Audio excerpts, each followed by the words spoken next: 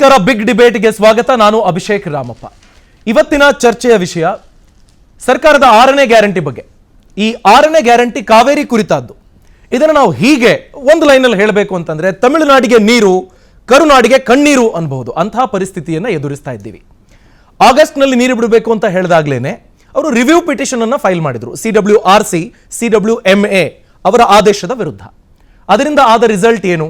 DCM ಅವರು ಹೇಳಿದ್ರು ಸರ್ಕಾರ ಅಂದಮೇಲೆ ಬ್ಯಾಲೆನ್ಸಿಂಗ್ ಆಕ್ಟ್ ಮಾಡಬೇಕಾಗತ್ತೆ ಅಂತ. ಹೇಗೆ ಬ್ಯಾಲೆನ್ಸ್ ಮಾಡ್ತೀರಿ? ಚಾಲೆಂಜ್ಗಳು ಹಲವಿದ್ದಾವೆ. ಏನಪ್ಪ? KRS ನಲ್ಲಿರೋ ನೀರು ನೀವು ಒಂದು ವೇಳೆ ಈ ಆದೇಶವನ್ನು ಪಾಲಿಸಿ ಉಳಿದಂಥ ನೀರಿನಲ್ಲಿ 6-6.5 TMC ಹೋಗ್ಬಿಡುತ್ತೆ. ಡೆಡ್ ಸ್ಟೋರೇಜ್ನ ಪಕ್ಕಕ್ಕಿಡಿ.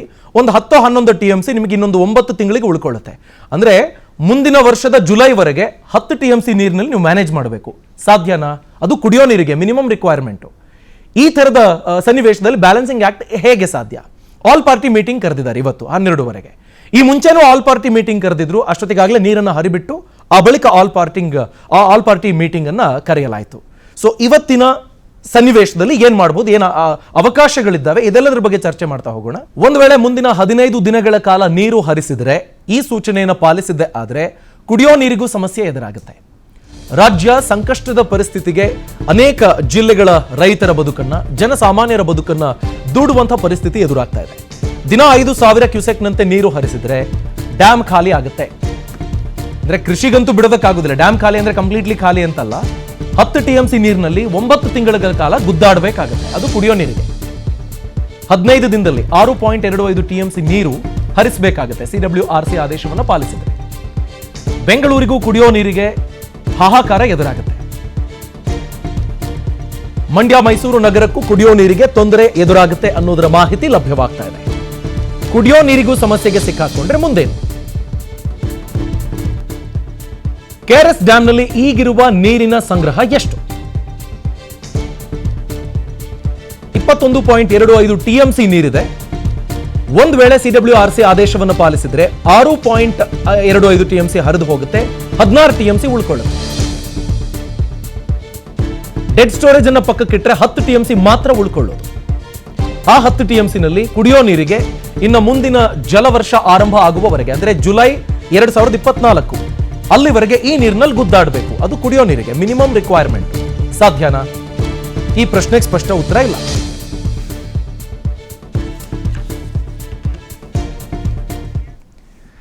ಇದೇ ವಿಷಯದ ಬಗ್ಗೆ ಚರ್ಚೆ ಮಾಡ್ತಾ ಹೋಗೋಣ. ನಮ್ಮ ಜೊತೆಗೆ ಗಣ್ಯ ಅತಿಥಿಗಳು ಜಾಯ್ನ್ ಆಗ್ತಾರೆ. ರಾಜಕೀಯ ಪ್ರಮುಖರು, ಹಾಗೇನೆ ನೀರಾವರಿ ವಿಷಯದ ತಜ್ಞರು ಇರ್ತಾರೆ.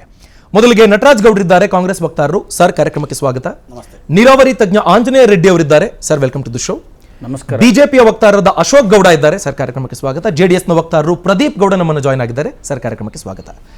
ನೀರಾವರಿ ತಜ್ಞರು ಮೈಸೂರು ಬ್ಯಾಕ್ ಪ್ಯಾಕ್ ನಿಂದ ನೇರ ಸಂಪರ್ಕದಲ್ಲಿ ಜಾಯ್ನ್ ಆಗ್ತಿದ್ದಾರೆ. ಅರ್ಜುನಹಳ್ಳಿ ಪ್ರಸನ್ನ ಸರ್, ನಮಸ್ತೆ, ಕಾರ್ಯಕ್ರಮಕ್ಕೆ ಸ್ವಾಗತ. ನಮಸ್ಕಾರ. ಮೊದಲಿಗೆ ಪ್ರಸನ್ನ ಸರ್ ರಿಯಾಕ್ಷನ್ ಅನ್ನು ಪಡ್ಕೊಂಡು ಬಿಡೋಣ.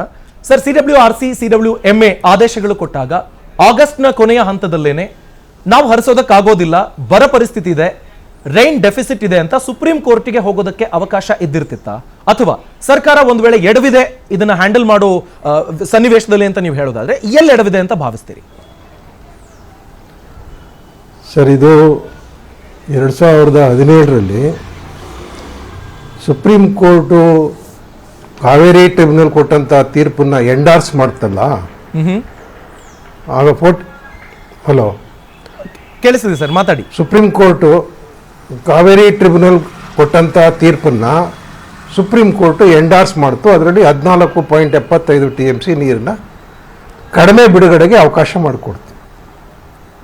ಅದರಲ್ಲಿ ಏನಾಯಿತು, ಆವಾಗಲೇ ನಾವು ಎಲ್ಲ ರಾಜಕೀಯ ಪ್ರಮುಖರನ್ನು ಭೇಟಿ ಮಾಡಿ ಈ ತೀರ್ಪು ತುಂಬ ಕಠೋರವಾಗಿದೆ, ಕಠಿಣವಾಗಿದೆ, ಇದಕ್ಕೆ ರಿವಿಷನ್ಗೆ ಹಾಕಬೇಕು, ಇಲ್ಲ ಅಂದರೆ ಅಪೀಲ್ ಹಾಕಬೇಕು ಅಂತ ಎಲ್ಲರನ್ನು ಕೇಳ್ಕೊಂಡ್ವಿ, ಎಲ್ಲ ಪಕ್ಷದವ್ರನ್ನು. ಆವಾಗ ಕಾಂಗ್ರೆಸ್ ಸರ್ಕಾರ ಇತ್ತು. ದೇವೇಗೌಡರನ್ನು ಭೇಟಿ ಮಾಡಿದ್ವಿ, BJPಯವ್ರನ್ನೂ ಭೇಟಿ ಮಾಡಿದ್ವಿ, ಎಲ್ಲರನ್ನೂ ಹೇಳಿದ್ವಿ ಒಂದು ರಿವಿಷನ್ ಹಾಕಿ ಅಂತ. ಆದರೆ ಯಾರೂ ಗಮನ ಕೊಡಲಿಲ್ಲ. ಆ 14.75 TMCದು ಲಾಭ ಆಗ್ಬಿಟ್ಟಿದೆ ನಮಗೆ, ನಾವು ಕೇಸನ್ನು ಗೆದ್ದುಬಿಟ್ಟಿದ್ದೀವಿ ಅನ್ನೋ ದೃಷ್ಟಿನಲ್ಲಿ ತೊಗೊಂಡ್ರೆ ಹೊರತು ಸಮಸ್ಯೆ ಏನಿದೆ, ಸಮಸ್ಯೆ ಮುಂದೆ ಏನಾಗುತ್ತೆ ಅನ್ನೋದನ್ನು ಯಾರೂ ಅರ್ಥ ಮಾಡ್ಕೊಳ್ಳಿಲ್ಲ. ನಾನು ಹೇಳಿದೆ, ಮಳೆ ಅನ್ನೋದು 12ರಿಂದ 14 ವರ್ಷಗಳ ಕಾಲ ಒಂದು ಜಲಚಕ್ರ ಇದ್ದಾಗೆ. ಈ ಅವಧಿಯಲ್ಲಿ ಅತಿವೃಷ್ಟಿ, ಮಧ್ಯಮ, ಕನಿಷ್ಠ 3 ಭಾಗಗಳಾಗಿ ಇದನ್ನು ವಿಂಗಡಿಸಿ ನೋಡಬೇಕು. ಅತಿವೃಷ್ಟಿಯಾದಾಗ ನಮಗೇನು ಸಮಸ್ಯೆ ಇರಲ್ಲ. ಮಧ್ಯಮಕ್ಕೆ ಬಂದಾಗ ನಾವು ಭಾಳ ತೊಂದರೆ ಆಗುತ್ತೆ. ಹಿಂದೆಲ್ಲ ಹೇಗಿತ್ತು ಅಂದರೆ ಬರ ಬಂದಾಗ, ಕನಿಷ್ಠ ಮಳೆ ಇದ್ದಾಗ ಮಾತ್ರ ತೊಂದರೆ ಆಗ್ತಾಯಿತ್ತು. ಇವಾಗ ಮಧ್ಯಮ ಮಳೆನಲ್ಲೂ ಕೂಡ ನಾವು ತೊಂದರೆಯನ್ನು ಅನುಭವಿಸ್ಬೇಕಾಗ್ತದೆ. ಅದರಿಂದ ಇದನ್ನು ರಿವಿಷನ್ ಹಾಕಿ ಈ ತೀರ್ಪು ಏನಿದೆ ಇದು ಕಾವೇರಿ ಕಣಿವೆಗೆ ಅತ್ಯಂತ ದುರದೃಷ್ಟಕರವಾದ ತೀರ್ಪು ಅಂತ ನಮ್ಮ ವಾದ ಇತ್ತು. ಇದಕ್ಕಿಂತ ಮುಂಚೆ ನಾನು ಕಾವೇರಿ ಜಲವಿವಾದ ಅನ್ನೋ ಪುಸ್ತಕವನ್ನು ಬರೆದು ಸುಪ್ರೀಂ ಕೋರ್ಟ್ನಲ್ಲಿ ಕಾವೇರಿ ವಿಚಾರಣೆ ಪ್ರಾರಂಭವಾಗುವುದಕ್ಕಿಂತ ಮುಂಚೆ ಈ ನಾರಿಮನ್ ಅವ್ರನ್ನ ಬದಲಾಯಿಸಬೇಕು, ಹಲವಾರು ತಪ್ಪುಗಳನ್ನು ನಾರಿಮನ್ ಅವರು ಮಾಡ್ತಾ ಇದ್ದಾರೆ, ಸರಿಯಾಗಿ ನಮ್ಮ ಕೇಸನ್ನು ಅವರು ಸುಪ್ರೀಂ ಕೋರ್ಟ್ನಲ್ಲಿ ರೆಪ್ರೆಸೆಂಟ್ ಮಾಡ್ತಾ ಇಲ್ಲ ಅನ್ನೋದು ನಮ್ಮ ವಾದ ಆಗಿತ್ತು. ಓಕೆ, ಆಗಲೂ ಸಹ ಯಾರೂ ರೆಸ್ಪಾಂಡ್ ಮಾಡಲಿಲ್ಲ. ನಾನು ಹೇಳಿದೆ, ನನ್ನ ಪುಸ್ತಕದಲ್ಲಿ ಒಂದು 3-4 ಅಂಶಗಳು ಎಲ್ಲಿ ನಾರಿಮನ್ ಹಿಡಿದಿದ್ದಾರೆ, ಅದರಿಂದ ಇದನ್ನು ಹೇಗೆ ಸರಿಪಡಿಸ್ಕೋಬೇಕು, ಇಲ್ಲ ನಾರಿಮನ್ ಅವ್ರ ಜೊತೆ ಚರ್ಚೆ ಮಾಡಿ, ಇಲ್ಲ ಅಂದ್ರೆ ನಾರಿಮನ್ ಅವ್ರನ್ನ ಬದಲಾಯಿಸಿ. ಸರ್ ಈಗ ಏನ್ ಮಾಡ್ಬೋದಾಗಿತ್ತು ಸರ್? ಈಗಿನ ಪ್ರಸಕ್ತ ರಾಜಕೀಯ ಸನ್ನಿವೇಶದಲ್ಲಿ ಸರ್ಕಾರ ಎಲ್ಲಿ ಎಡುವುದು ಸರ್? ದಯಮಾಡಿ ಆ ಬಗ್ಗೆ ಕ್ವಿಕ್ ಆಗಿ. ಇವಾಗ ಏನಾಗಿದೆ, ಯಾಕೆ ಹಿನ್ನೆಲೆ ಯಾಕೆ ಹೇಳಿದೆ ಅಂತಂದ್ರೆ ಏನಾಗಿದೆ ಅನ್ನೋದನ್ನು ಹೇಳ್ಬೇಕಲ್ಲ. ಖಂಡಿತ ಸರ್, ಖಂಡಿತ. ಇವಾಗ ಏನಾಗಿದೆ, ಸುಪ್ರೀಂ ಕೋರ್ಟ್ ಆರ್ಡರ್ ರೀತಿ ಕಮಿಟಿಗಳು ಫಾರ್ಮ್ ಆಗಿದ್ದಾವೆ. ಅವ್ರ ಕೆಲಸ ಏನು ಅಂತಂದ್ರೆ ನ್ಯಾಯಾಧಿಕರಣ ಮತ್ತು ಸರ್ವೋನ್ನತ ನ್ಯಾಯಾಲಯ ಏನು ಆದೇಶ ಕೊಟ್ಟಿದೆ ಅದರ ಪಾಲನೆ ಮಾಡುವುದು, ಜಾರಿ ಮಾಡುವುದು ಅವರ ಜವಾಬ್ದಾರಿ. ಈಗ ಅವ್ರ ಹತ್ರ ನಾವೇನು ಕೇಳ್ಕೊಂಡ್ರು ಅದು ಕಟಕನ ಮುಂದೆ ಪುರಾಣ ಹೇಳ್ದಂಗೆ ಆಗುತ್ತೆ. Okay, it is their duty to follow the order of the supreme court. ನೀವು ಸರ್ಕಾರದವರು ಅದನ್ನು ಪ್ರಶ್ನೆ ಮಾಡಲಿಲ್ಲ, ರಿವಿಷನ್ಗೆ ಹೋಗಲಿಲ್ಲ, ಅಥವಾ ಲಾರ್ಜರ್ ಬೆಂಚ್ ಕಾನ್ಸ್ಟಿಟ್ಯೂಟ್ ಮಾಡಿ ಅಂತ ಹೋಗಲಿಲ್ಲ. ಹಾಗಾಗಿ ಏನಾಯಿತು, ಆ ಆರ್ಡ್ರನ್ನ ಕರ್ನಾಟಕ ಸರ್ಕಾರ ಒಪ್ಕೋತು. ಸೊ ಒಪ್ಕೊಂಡ್ಮೇಲೆ ಈಗ ನೀವು ಪಾಲನೆ ಮಾಡಿ ಅಂತಾರೆ. ಇದು ಇರುವಂಥ ಒಂದು ಅಂಶ. ಎಸ್ ಸರ್, ಇನ್ನಷ್ಟು ಮಾಹಿತಿಯನ್ನು ನಿಮ್ಮಿಂದ ಕಲೆ ಹಾಕ್ತೀನಿ, ದಯಮಾಡಿ ಹಾಗೆ ಸಂಪರ್ಕದಲ್ಲಿರಿ. ಆಂಜನೇಯ ರೆಡ್ಡಿ ಸರ್, ಸರ್ಕಾರ ಎಲ್ಲಿ ಎಡವಿದೆ? ಕ್ವಿಕ್ ಆಗಿ ಸರ್, ಯಾಕೆಂದ್ರೆ ಈಗ ನಟರಾಜ್ ಗೌಡ್ರಿಂದ ಜಾಸ್ತಿ ಉತ್ತರ ಪಡ್ಕೊಳ್ಬೇಕು ನಾವು. ಈಗ ಈ ಅರ್ಜುನಹಳ್ಳಿ ಪ್ರಸನ್ನ ಕುಮಾರ್ ಅವರು ಮಾತಾಡಿದ ಮೇಲೆ ನಿಜವಾಗ್ಲೂ ನಾವು ಇವತ್ತಿನ ಈ ಕ್ಷಣದ ಬಗ್ಗೆ ಎಮೋಷ್ನಲ್ ಆಗಿ ಮಾತಾಡೋದ್ರಲ್ಲಿ ಅರ್ಥನೇ ಇಲ್ಲ. ಓಕೆ, ಇಡೀ ರಾಜ್ಯ ಅಥವಾ ಇದನ್ನು ರಾಜಕೀಯಕರಣಗೊಳಿಸುವುದು, ಎಮೋಷ್ನಲ್ ಆಗಿ ಮಾತಾಡೋದು, ಇದೆಲ್ಲ ನಿಜವಾಗ್ಲೂ ಅದರ ಬಗ್ಗೆ ಸಾಕಷ್ಟು ಅಧ್ಯಯನ ಮಾಡಿ ಇನ್ನೂ ಸುಪ್ರೀಂ ಕೋರ್ಟಲ್ಲಿ ಮುಖ್ಯ ವಿಚಾರಣೆಗೆ ಮೊದಲೇ ಹಲವಾರು ವಿಚಾರಗಳನ್ನು ಈ ರಾಜ್ಯದ ಜನತೆ ಮುಂದೆ, ಸರ್ಕಾರಗಳ ಮುಂದೆ, ಅಧಿಕಾರಿಗಳ ಮುಂದೆ ಒಂದು ಪುಸ್ತಕದ ರೂಪದಲ್ಲಿ ಅವರ ಇಡೀ ಜೀವನವನ್ನೇ ಅದರ ಅಧ್ಯಯನಕ್ಕಾಗಿ ಮುಡುಪಾಗಿಟ್ಬಿಟ್ಟಿದ್ದಾರೆ. ಅವ್ರ ಮಾತುಗಳಲ್ಲಿ ಕಂಡುಬರ್ತಕ್ಕಂಥ ನೋವೇನೆಂದರೆ, ನಾವು ಇದನ್ನೆಲ್ಲ ಅವಕಾಶಗಳನ್ನೆಲ್ಲ ಕಳ್ಕೊಂಡಿದ್ದೀವಿ, ಎಲ್ಲ ಜುಟ್ಟನ್ನ ಕೊಟ್ಬಿಟ್ಟಿದ್ದೀವಿ, ನಮ್ಮ ಕಾವೇರಿಯ ಬೀಗದ ಕೈಯನ್ನ ಬೇರೆಯವ್ರಿಗೆ ಕೊಟ್ಬಿಟ್ಟು ಈಗ ನಾವು ಸುಮ್ಮನೆ ಆಚೆ ಕಡೆ ಬರೆದಾಡ್ಕೊಳ್ತಾ ಇದ್ದೀವಿ ಅನ್ನುವಂಥದ್ದು ಅವರ ಇದು. ಅದನ್ನೂ ಸಹ ನಾನು ಎಂಡಾರ್ಸ್ ಮಾಡ್ತಾ ಒಂದು ವಿಚಾರ ಹೇಳೋದೇನೆಂದರೆ, ಇವತ್ತು ಕರ್ನಾಟಕ ರಾಜ್ಯ ಯಾವುದೇ ಸರ್ಕಾರ ಇರಲಿ ಅಥವಾ ಯಾರೇ ಇವತ್ತು ಆಡಳಿತದಲ್ಲಿ ಇರಲಿ, ಇವತ್ತು ಇದನ್ನೇ ಮಾಡ್ತಾ ಇದ್ರು. ಇದಕ್ಕಿಂತ ಭಿನ್ನವಾಗಿ ಏನು ಮಾಡೋಕೆ ಆಗ್ತಾ ಇರಲಿಲ್ಲ. ಇಲ್ಲ ಅಂದರೆ ರಾಜೀನಾಮೆ ಕೊಟ್ಟು ಮನೆಗೆ ಹೋಗ್ಬೇಕು ಅಂತ ಧೈರ್ಯ ಮಾಡುವಂಥವ್ರು ಬಂಗಾರಪ್ಪನ ಬಿಟ್ಟರೆ ಇನ್ಯಾರು ನಮಗೇನು ಮುಂದೆ ಕಾಣ್ತಾ ಇಲ್ಲ. ಆದರೆ ಇವತ್ತು ಏನಪ್ಪ ಮುಂದಿನ ಈಗ 1924 ಅಗ್ರಿಮೆಂಟಿಂದ ಹಿಡಿದು 2024ಗೆ ಬರ್ತಾ ಇದ್ದೀವಿ ನಾವು. ಅಂದರೆ 100 ವರ್ಷಗಳ ಕಾವೇರಿಯ ಇತಿಹಾಸ ಇದು. ಇನ್ನೂ 106 ವರ್ಷಗಳ ಕಾಲ ಈ ಕಾವೇರಿ ನೀರು ಬಿಡುಗಡೆ ಇದೆಲ್ಲ ನಾವು ಹಂಚ್ಕೊಳ್ಳೋದು ಇದೆಲ್ಲ ಇದ್ದೇ ಇರುತ್ತೆ. ಆದರೆ ಇವತ್ತು ನನ್ನ ಪ್ರಕಾರ ಏನಂತೆ, ಇಟ್ಸ್ ಎ ನ್ಯಾಚುರಲ್ ಜಸ್ಟಿಸ್. ಏನು ಈ ಒಟ್ಟಾರೆ ಇದರ ಸಾರಾಂಶ ಎಲ್ಲಿದೆ ಅಂದರೆ ಮಳೆಯ ಮೇಲೆ ಇದೆ. ಮಳೆ ಎಷ್ಟು ಪ್ರಮಾಣ ಬರ್ತದೆ ಅದನ್ನು ನೀವು ಹೀಗೆ ಹಂಚ್ಕೊಳ್ಳಿ ಅನ್ನುವಂಥದ್ದು ಇವತ್ತು ಸುಪ್ರೀಂ ಕೋರ್ಟ್ ನಮಗೆ ಕೊಟ್ಟಿರ್ತಕ್ಕಂಥ ತೀರ್ಪು. ಆದರೆ ಅಲ್ಲಿ ಗಮನಿಸಬೇಕಾಗಿರ್ತಕ್ಕಂಥ ಅಥವಾ ನಮ್ಮ ರಾಜ್ಯ ಸಮರ್ಥವಾಗಿ ವಾದ ಮಂಡಿಸಬೇಕಾಗಿದ್ದು ಎಲ್ಲಿ ಅಂದರೆ, ಈ 122 ವರ್ಷಗಳಲ್ಲಿ ಏನು ಪ್ರಸನ್ನಕುಮಾರ್ ಅವರು ಸೂಕ್ಷ್ಮವಾಗಿ ಹೇಳಿದ್ರು ಜಲಚಕ್ರ ಅನ್ನುವಂಥದ್ದು, ಅದನ್ನು ಅಧ್ಯಯನ ಮಾಡಿ ಇವತ್ತು ಇತ್ತೀಚೆಗೆ ನೋಡಿ ಇದು ನಮ್ಮ ಗ್ಲೋಬಲ್ ವಾರ್ಮಿಂಗ್ ಚೇಂಜ್ ಆಗ್ತಾ ಇದೆ, ಮತ್ತು ನಮ್ಮ ಮಳೆಯ ಇದನ್ನು ಚೇಂಜ್ ಸಿದ್ದರಾಮಯ್ಯ ಅವರ ಗವರ್ಮೆಂಟ್ ಈ ಇಶ್ಯೂನ ಈಗ ಆಗಸ್ಟ್ ಸೆಪ್ಟೆಂಬರ್ ನಲ್ಲಿ ಸರಿಯಾಗಿ ಹ್ಯಾಂಡಲ್ ಮಾಡಿದೆ. ಈಗ ಖಂಡಿತ ಹ್ಯಾಂಡಲ್ ಮಾಡುವಲ್ಲಿ ವಿಫಲವಾಗಿದೆ ಸರ್ಕಾರಗಳು. ಯಾಕೆ ಅಂದ್ರೆ ಪ್ರತಿ ತಿಂಗಳು 10ನೇ ತಾರೀಕು ಏನು CW ಇವ್ರ ಕಮಿಟಿದು ಮೀಟಿಂಗ್ ಆಗುತ್ತೆ, ನಮ್ಮ ಮಳೆ ಯಾವತ್ತು ಜುಲೈಯಿಂದನೇ ಕಡಿಮೆ ಆಗೋಯ್ತು, ಅವಾಗಲೇ ನಾವು ಇದನ್ನು ಇನ್ನಷ್ಟು ಸಮರ್ಥವಾಗಿ ಮೊದಲೇ ಅಂದ್ರೆ ತಮಿಳುನಾಡು ಕೋರ್ಟ್ಗೆ ಹೋಗುವ ಮೊದಲೇ ನಾವು ಅದನ್ನ ಪ್ರೆಸೆಂಟ್ ಮಾಡಬೇಕಾಗಿತ್ತು. ನಮಗೆ ಬರಗಾಲ ಬರ್ತಾ ಇದೆ ಕರ್ನಾಟಕ ರಾಜ್ಯದಲ್ಲಿ ಅಥವಾ ಕಾವೇರಿ ಕೊಳ್ಳದಲ್ಲಿ ಮಳೆ ಪ್ರಮಾಣ ಕಡಿಮೆ ಆಗಿದೆ ಅಂತ. ಅದರ ಮೂಲಕ ಇವತ್ತೇನು ನಮ್ಮ ಸಂಕಷ್ಟ ಸೂತ್ರ ಅಂತಿದೆಯಲ್ಲ, ಅದಕ್ಕೆ ಇಲ್ಲಿವರೆಗೆ ಯಾವುದೇ ಮಾನದಂಡವನ್ನು ಫಿಕ್ಸ್ ಮಾಡಿಲ್ಲ. ಅಂದ್ರೆ ಈಗ ಮಳೆ ಬರ್ಲಿ ಬರದೇ ಇರಲಿ, ನೀವು ಈ ತಿಂಗಳಿಗೆ ಇಷ್ಟಿಷ್ಟು ಕೊಟ್ಬಿಡಿ ಅಂದ್ರೆ ಕರ್ನಾಟಕ ಎಲ್ಲಿಂದ ತಂದು ಕೊಡಕ್ಕಾಗತ್ತೆ? ಅದನ್ನ ನಾವು ಸಮರ್ಥವಾಗಿ ಇವತ್ತೂ ಸುಪ್ರೀಂ ಕೋರ್ಟ್ ಮುಂದೆ ಈಗಲಾದರೂ, ಅಂದ್ರೆ ಇಷ್ಟೆಲ್ಲ ಸಂಕಷ್ಟ ಎದುರಾದ ಮೇಲಾದ್ರೂ ನೀವು ಆಯಾ ತಿಂಗಳುಗಳಲ್ಲಿ ಬರುವಂಥ ಮಳೆಯ ಪ್ರಮಾಣದ ಆಧಾರವಾಗಿ ನಮಗೆ ನೀರು ಬಿಡಿ ಅಂತ ಹೇಳಬೇಕೆ ಹೊರತು, ನೀವು ಒಟ್ಟಾರೆ ವರ್ಷದ ಎಲ್ಲವನ್ನ ತಗೊಂಡು ಮಾಡಿದ್ರೆ ಈ ವರ್ಷ ಮಳೆನೇ ಇಲ್ಲ ಅಂತ ಇಟ್ಕೊಳ್ಳಿ, ಎಲ್ಲಿಂದ ನೀರು ತಂದು ಕೊಡಕ್ಕಾಗುತ್ತೆ? ಇನ್ನಷ್ಟು ಡೀಟೇಲ್ಸ್ ಪಡ್ಕೊಳ್ತೀನಿ. ನಟರಾಜ್ ಗೌಡ್ರೆ, DK ಶಿವಕುಮಾರ್ ಅವರು ಹೇಳಿದ್ರು ಸ್ಟಾರ್ಟಿಂಗ್ ನೀರ್ ಬಿಟ್ಟಾಗ್ಲೇನೆ ಒಂದು ಸರ್ಕಾರ ಅಂದ್ಮೇಲೆ ಬ್ಯಾಲೆನ್ಸಿಂಗ್ ಆಕ್ಟ್ ಮಾಡಬೇಕು ಅಂತ. ಏನ್ ಬ್ಯಾಲೆನ್ಸ್ ಮಾಡ್ತಿದ್ರೆ ಗೊತ್ತಿಲ್ಲ ಸರ್. ಈಗ ಒಂದ್ ವೇಳೆ CWRC ರಿಪೋರ್ಟ್ ಅಥವಾ ಡೈರೆಕ್ಷನ್ ಅನ್ನು ನೀವು ಪಾಲಿಸಿದ್ದೆ ಆದ್ರೆ ಉಳ್ಕೊಳ್ಳೋದು 10 TMC ನೀರು 9 ತಿಂಗಳಿಗೆ ಹೆಂಗ್ ಬ್ಯಾಲೆನ್ಸ್ ಮಾಡ್ತೀರಿ ಗೊತ್ತಿಲ್ಲ. ನೋಡಿ, ಈಗ ಕಾವೇರಿ ನೀರು ನಿಯಂತ್ರಣ ಮಂಡಳಿ ಏನು ಆದೇಶ ಕೊಟ್ಟಿದೆ, ಇದನ್ನ ಪಾಲಿಸಕ್ಕಾಗಲ್ಲ. ಇದನ್ನ ಮೊನ್ನೆ ಸಿದ್ದರಾಮಯ್ಯನವರು ಸ್ಪಷ್ಟವಾಗಿ ಹೇಳಿದ್ದಾರೆ, ಪಾಲಿಸಕ್ಕಾಗಲ್ಲ. ನೋಡಿ, 5,000 ಕ್ಯೂಸೆಕ್ಸ್ ಪರ್ ಡೇ ಬಿಟ್ರೆ ನೀವು ಹೇಳ್ದಂಗೆ 15 ದಿನಕ್ಕೆ 7 TMC ನೀರು ಹೊರಟೋಗ್ಬಿಡ್ತದೆ. ಅವೆಲ್ಲ ಉಳ್ಕೊಳ್ಳೋದೇ ಕಡಿಮೆ ಆಗುತ್ತೆ. ನೀರಿನ ಇನ್ನು ಮುಂದಕ್ಕೆ ನಮಗೆ ಈಗ ತಮಿಳುನಾಡಿಗೆ ಈಗ ಮುಂಗಾರು ವೇಗ ತಗೊಂಡಿದೆ, ಕರ್ನಾಟಕದಲ್ಲಿ ಮುಂಗಾರು ಮುಗ್ದಿದೆ. ನೀರಿನ ಒಳ ಅರಿವಿಲ್ಲ, ಹೊರ ಅರಿವು ಮಾಡಕ್ಕೆ ಸಾಧ್ಯ ಇಲ್ಲ ಅಂತ ಸ್ಪಷ್ಟವಾಗಿ ಹೇಳಿದ್ದಾರೆ. ಒಂದು. ಎರಡನೇದು ಏನಾಗುತ್ತೆ ಅಂದರೆ, ಈಗ ನಿಯಂತ್ರಣ ಮಂಡಳಿನಲ್ಲಿ ಯಾರಿದ್ದಾರೆ? ಕೇಂದ್ರ ಸರ್ಕಾರದ ಪ್ರತಿನಿಧಿ ಇದ್ದಾರೆ. ಕೇಂದ್ರ ಸರ್ಕಾರದ ಪ್ರತಿನಿಧಿನೇ ಅಧ್ಯಕ್ಷ. ಅದು ಕೇಂದ್ರ ಸರ್ಕಾರದಿಂದ 4 ಜನ ಮೆಂಬರ್ ಕೂಡ ಇದ್ದಾರೆ. ನಮ್ಮೆಲ್ಲ 4 ರಾಜ್ಯಗಳಲ್ಲೂ ಒಬ್ಬರು ಮೆಂಬರ್ ಅದರೊಳಗಿದ್ದಾರೆ. ನಮ್ಮ ವಾದವನ್ನು ಇವರು ಮಂಡಿಸಿದ್ದಾರೆ, ಸ್ಪಷ್ಟವಾಗಿ ಮಂಡಿಸಿದ್ದಾರೆ. ನೋಡಿ, ಜೂನ್, ಜುಲೈ, ಆಗಸ್ಟ್ 3 ತಿಂಗಳಿಗೆ ನಾವು 90 TMC ನೀರು ಬಿಡಬೇಕು. ಇದು ಸುಪ್ರೀಂ ಕೋರ್ಟ್ ಮತ್ತು ಟ್ರಿಬ್ಯುನಲ್ದ ಆರ್ಡರ್. 177 TMCನಲ್ಲಿ ಈ 3 ತಿಂಗಳಿಗೆ 90 TMC ನೀರು ಬಿಡಬೇಕು ಅಂತ. ನಾವು ಬಿಟ್ಟಿರೋದೆಷ್ಟು ನೀರಿದೆ ತಾನೇ ಬಿಡೋದು. ಆದರೂ 43 TMC ನೀರು ಹೋಗಿದೆ.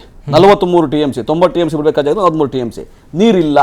ನಾವು ಯಾವಾಗ ನೀರು ನಿಲ್ಲಿಸಿದೋ ಅವಾಗ ಅವರು ಪ್ರಾಧಿಕಾರಕ್ಕೂ ಮತ್ತೆ ಮಂಡಳಿಗೆ ದೂರನ್ನು ಕೊಟ್ಟದ್ದು. ಎಕ್ಸಾಕ್ಟ್ಲಿ ಸರ್, ನಾನು ಹೇಳೋದು, ನೀವು ನಿನ್ನೆಯಿಂದ ಡಿಸ್ಕಷನ್ ಅನ್ನ ಸ್ಟಾರ್ಟ್ ಮಾಡಿದ್ರಿ. ನಿನ್ನೆ CWRC ಆದೇಶ ಬಂದಿದೆ, ನಾವಿಷ್ಟು ಬಿಟ್ಟಿದ್ದೀವಿ ಈ ಕತೆ ಅಂತ. ನಾನ್ ಕೇಳ್ತಾ ಇರೋದು, ಆಗಸ್ಟ್ ನಲ್ಲಿ ಆರ್ಡರ್ ಬಂದಾಗ್ಲೇನೆ ಬರ ಪರಿಸ್ಥಿತಿ ಬಗ್ಗೆ ನೀವು ಸ್ಟಡಿ ಮಾಡ್ತಾ ಇದ್ರಿ. 188 ತಾಲೂಕುಗಳನ್ನ ಬರ ಪರಿಸ್ಥಿತಿಗೆ ಘೋಷಣೆ ಮಾಡಬೇಕು ಅಂತ ಕೇಂದ್ರದ ರೂಲ್ಸ್ ಗಳ ಬಗ್ಗೆ ಮಾತಾಡ್ತಾ ಇದ್ರಿ. ಅಂತವ್ರು 40 TMC ಯಾಕೆ ಬಿಟ್ರಿ ಅಂತ? ಇಲ್ಲ, 40 TMC ಏನ್ ಗೊತ್ತಾ, ನೀವು ಒಳ ಅರಿವು ಎಷ್ಟಿದೆ ನೋಡ್ಕೊಂಡು ಅದ್ರ ತಕ್ಕನಾಗಿ ಹೊರ ಅರಿವು ಇದ್ದೇ ಇರ್ತದೆ. 90 TMC ಬದಲಾಗಿ 43 TMC ಹರಿದು ಹೋಗೋದು ಇದು ಸರ್ವೇ ಸಾಮಾನ್ಯ. 177 TMC ಫೈನಲ್ ಆರ್ಡರ್. ಈಗ 2012 ಗೊತ್ತಾ, 192 TMC ಬಿಡ್ಬೇಕಾಗಿತ್ತು ನಾವು. 2012 ಒಂದು ಉದಾಹರಣೆ ಕೊಡ್ತೀನಿ. 192 TMC ಮಧ್ಯಂತರ ಆರ್ಡರ್ ಪ್ರಕಾರ 192 TMC ನಮಗೆ ಬಿಡ್ಲಿಕ್ಕೆ ಸಾಧ್ಯ ಆಗಿದ್ದು ವರ್ಷ ಫುಲ್ ನೀವು ಲೆಕ್ಕ ಹಾಕೊಂಡು 130 TMC ಬಿಟ್ಟಿದೀವಿ ಆ ವರ್ಷದಲ್ಲಿ. ಅವಾಗ ಜಗದೀಶ್ ಶೆಟ್ಟರ್ ಇಲ್ಲಿ ಮುಖ್ಯಮಂತ್ರಿ, ಜಯಲಲಿತಾ ಅಲ್ಲಿ ಮುಖ್ಯಮಂತ್ರಿ. ತುಂಬಾ ಗಲಾಟೆ, ಇಡೀ ಬೆಂಕಿ ಹಚ್ತಾ ಇದ್ದಾರೆ, ಪ್ರೊಟೆಸ್ಟ್ ಆಗ್ತಾ ಇದೆ 2 ರಾಜ್ಯಗಳಲ್ಲೂ. ಅವಾಗ ಪ್ರೈಮ್ ಮಿನಿಸ್ಟರ್ ಮನಮೋಹನ್ ಸಿಂಗ್ ಅವರು ಮಧ್ಯಸ್ಥಿಕೆ ವಹಿಸಿ ಎರಡಕ್ಕೂ ಸಮಾಧಾನ ಮಾಡಿ, ಇಲ್ಲ ನೀರು ಇಲ್ದಾಗ ಹೆಂಗ್ ಬಿಡಕ್ಕಾಗ್ತದೆ, ವಿನ್ ವಿನ್ ಸಿಚುವೇಶನ್ ಮಾಡಿದ್ರು. ಏನ್ ಗೊತ್ತಾ, ಅಂತಾರಾಜ್ಯ ಡಿಸ್ಪ್ಯೂಟ್ ಬಂದಾಗ ಕೇವಲ ರಾಜ್ಯ ಸರ್ಕಾರ ನಮ್ಮ ಸಂಪೂರ್ಣ ನಮ್ಮ ಕೈಲಿ ಅಧಿಕಾರ ಇಲ್ಲ, supreme court order, tribunal order, ಮತ್ತೆ ಮಂಡಳಿ ಮತ್ತೆ ಪ್ರಾಧಿಕಾರ, ಈ 4ನ್ನ ನಾವು ಫಾಲೋ ಮಾಡಬೇಕು ಅಂದಾಗ ನಾವೆಷ್ಟೇ ಪ್ರಯತ್ನ ಮಾಡಿದ್ರು ಕೂಡ ನಮ್ಮ ಕೈನಲ್ಲಿ ಕೀ ಇಲ್ಲ ಅಂತ, ಅಂದ್ರೆ ಅದು ನಮ್ಮನ್ನು ತಡೆಯಕ್ಕೆ ಸಾಧ್ಯನೇ ಇಲ್ಲ ಅಂತ. ಆದ್ರೂ ಕೂಡ ಏನು ಮಾಡ್ಬೋದು, ಸರ್ಕಾರ ಏನು ಮಾಡ್ಬೋದು, ನಾವು ನೀರು ಬಿಡೋದೇ ಇಲ್ಲ ಅಂತಂದಾಗ ಸುಪ್ರೀಂ ಕೋರ್ಟ್ ನೀವು ಕಂಟೆಂಪ್ಟ್ ಆಫ್ ಕೋರ್ಟ್ ಅಂತ ಹೇಳ್ಬೋದು, ಕೇಂದ್ರ ಸರ್ಕಾರ ಇಂಟರ್ವ್ಯೂನ್ ಮಾಡ್ಬೋದು. ಅದನ್ನ ಮಾನ್ಯ ಮುಖ್ಯಮಂತ್ರಿಗಳು ಆಲ್ರೆಡಿ ನೋಡಿ ಸರ್ವಪಕ್ಷ ಸಭೆ ಕರೆದಿದ್ದಾರೆ. ಒಂದು. ಎರಡನೇದು ಪ್ರಧಾನಮಂತ್ರಿಗಳಿಗೆ ಮೊದಲು ಕರೆದ್ರಿ, ಇನ್ನು ಬಿಟ್ಮೇಲೆ ಅಂತಲ್ಲ ರೀ, 90 TMC ಇಲ್ವಲ್ಲ? ಅದನ್ನೇ ಹೇಳ್ತಾ ಇರೋದು. ನೀರ್ ಬಿಟ್ಟಿಲ್ಲ, ಅದಕ್ಕೆ ತಾನೇ ಗಲಾಟೆ ಆಗ್ತಾ ಇರೋದು. ಇದ್ದಿದ್ರೆ ಬಿಟ್ಟು ಕರೀತಿದ್ರೇನು ಅಂತ. ನೀರ್ ಬಿಟ್ಟಿಲ್ಲ, ಅದಕ್ಕೆ ಗಲಾಟೆ ಆಗ್ತಾ ಇರೋದು. ಅಭಿಷೇಕ್, ಗಲಾಟೆ ನಾವು ಎರಡು ರಾಜ್ಯಗಳು ಏನ್ ಗೊತ್ತಾ,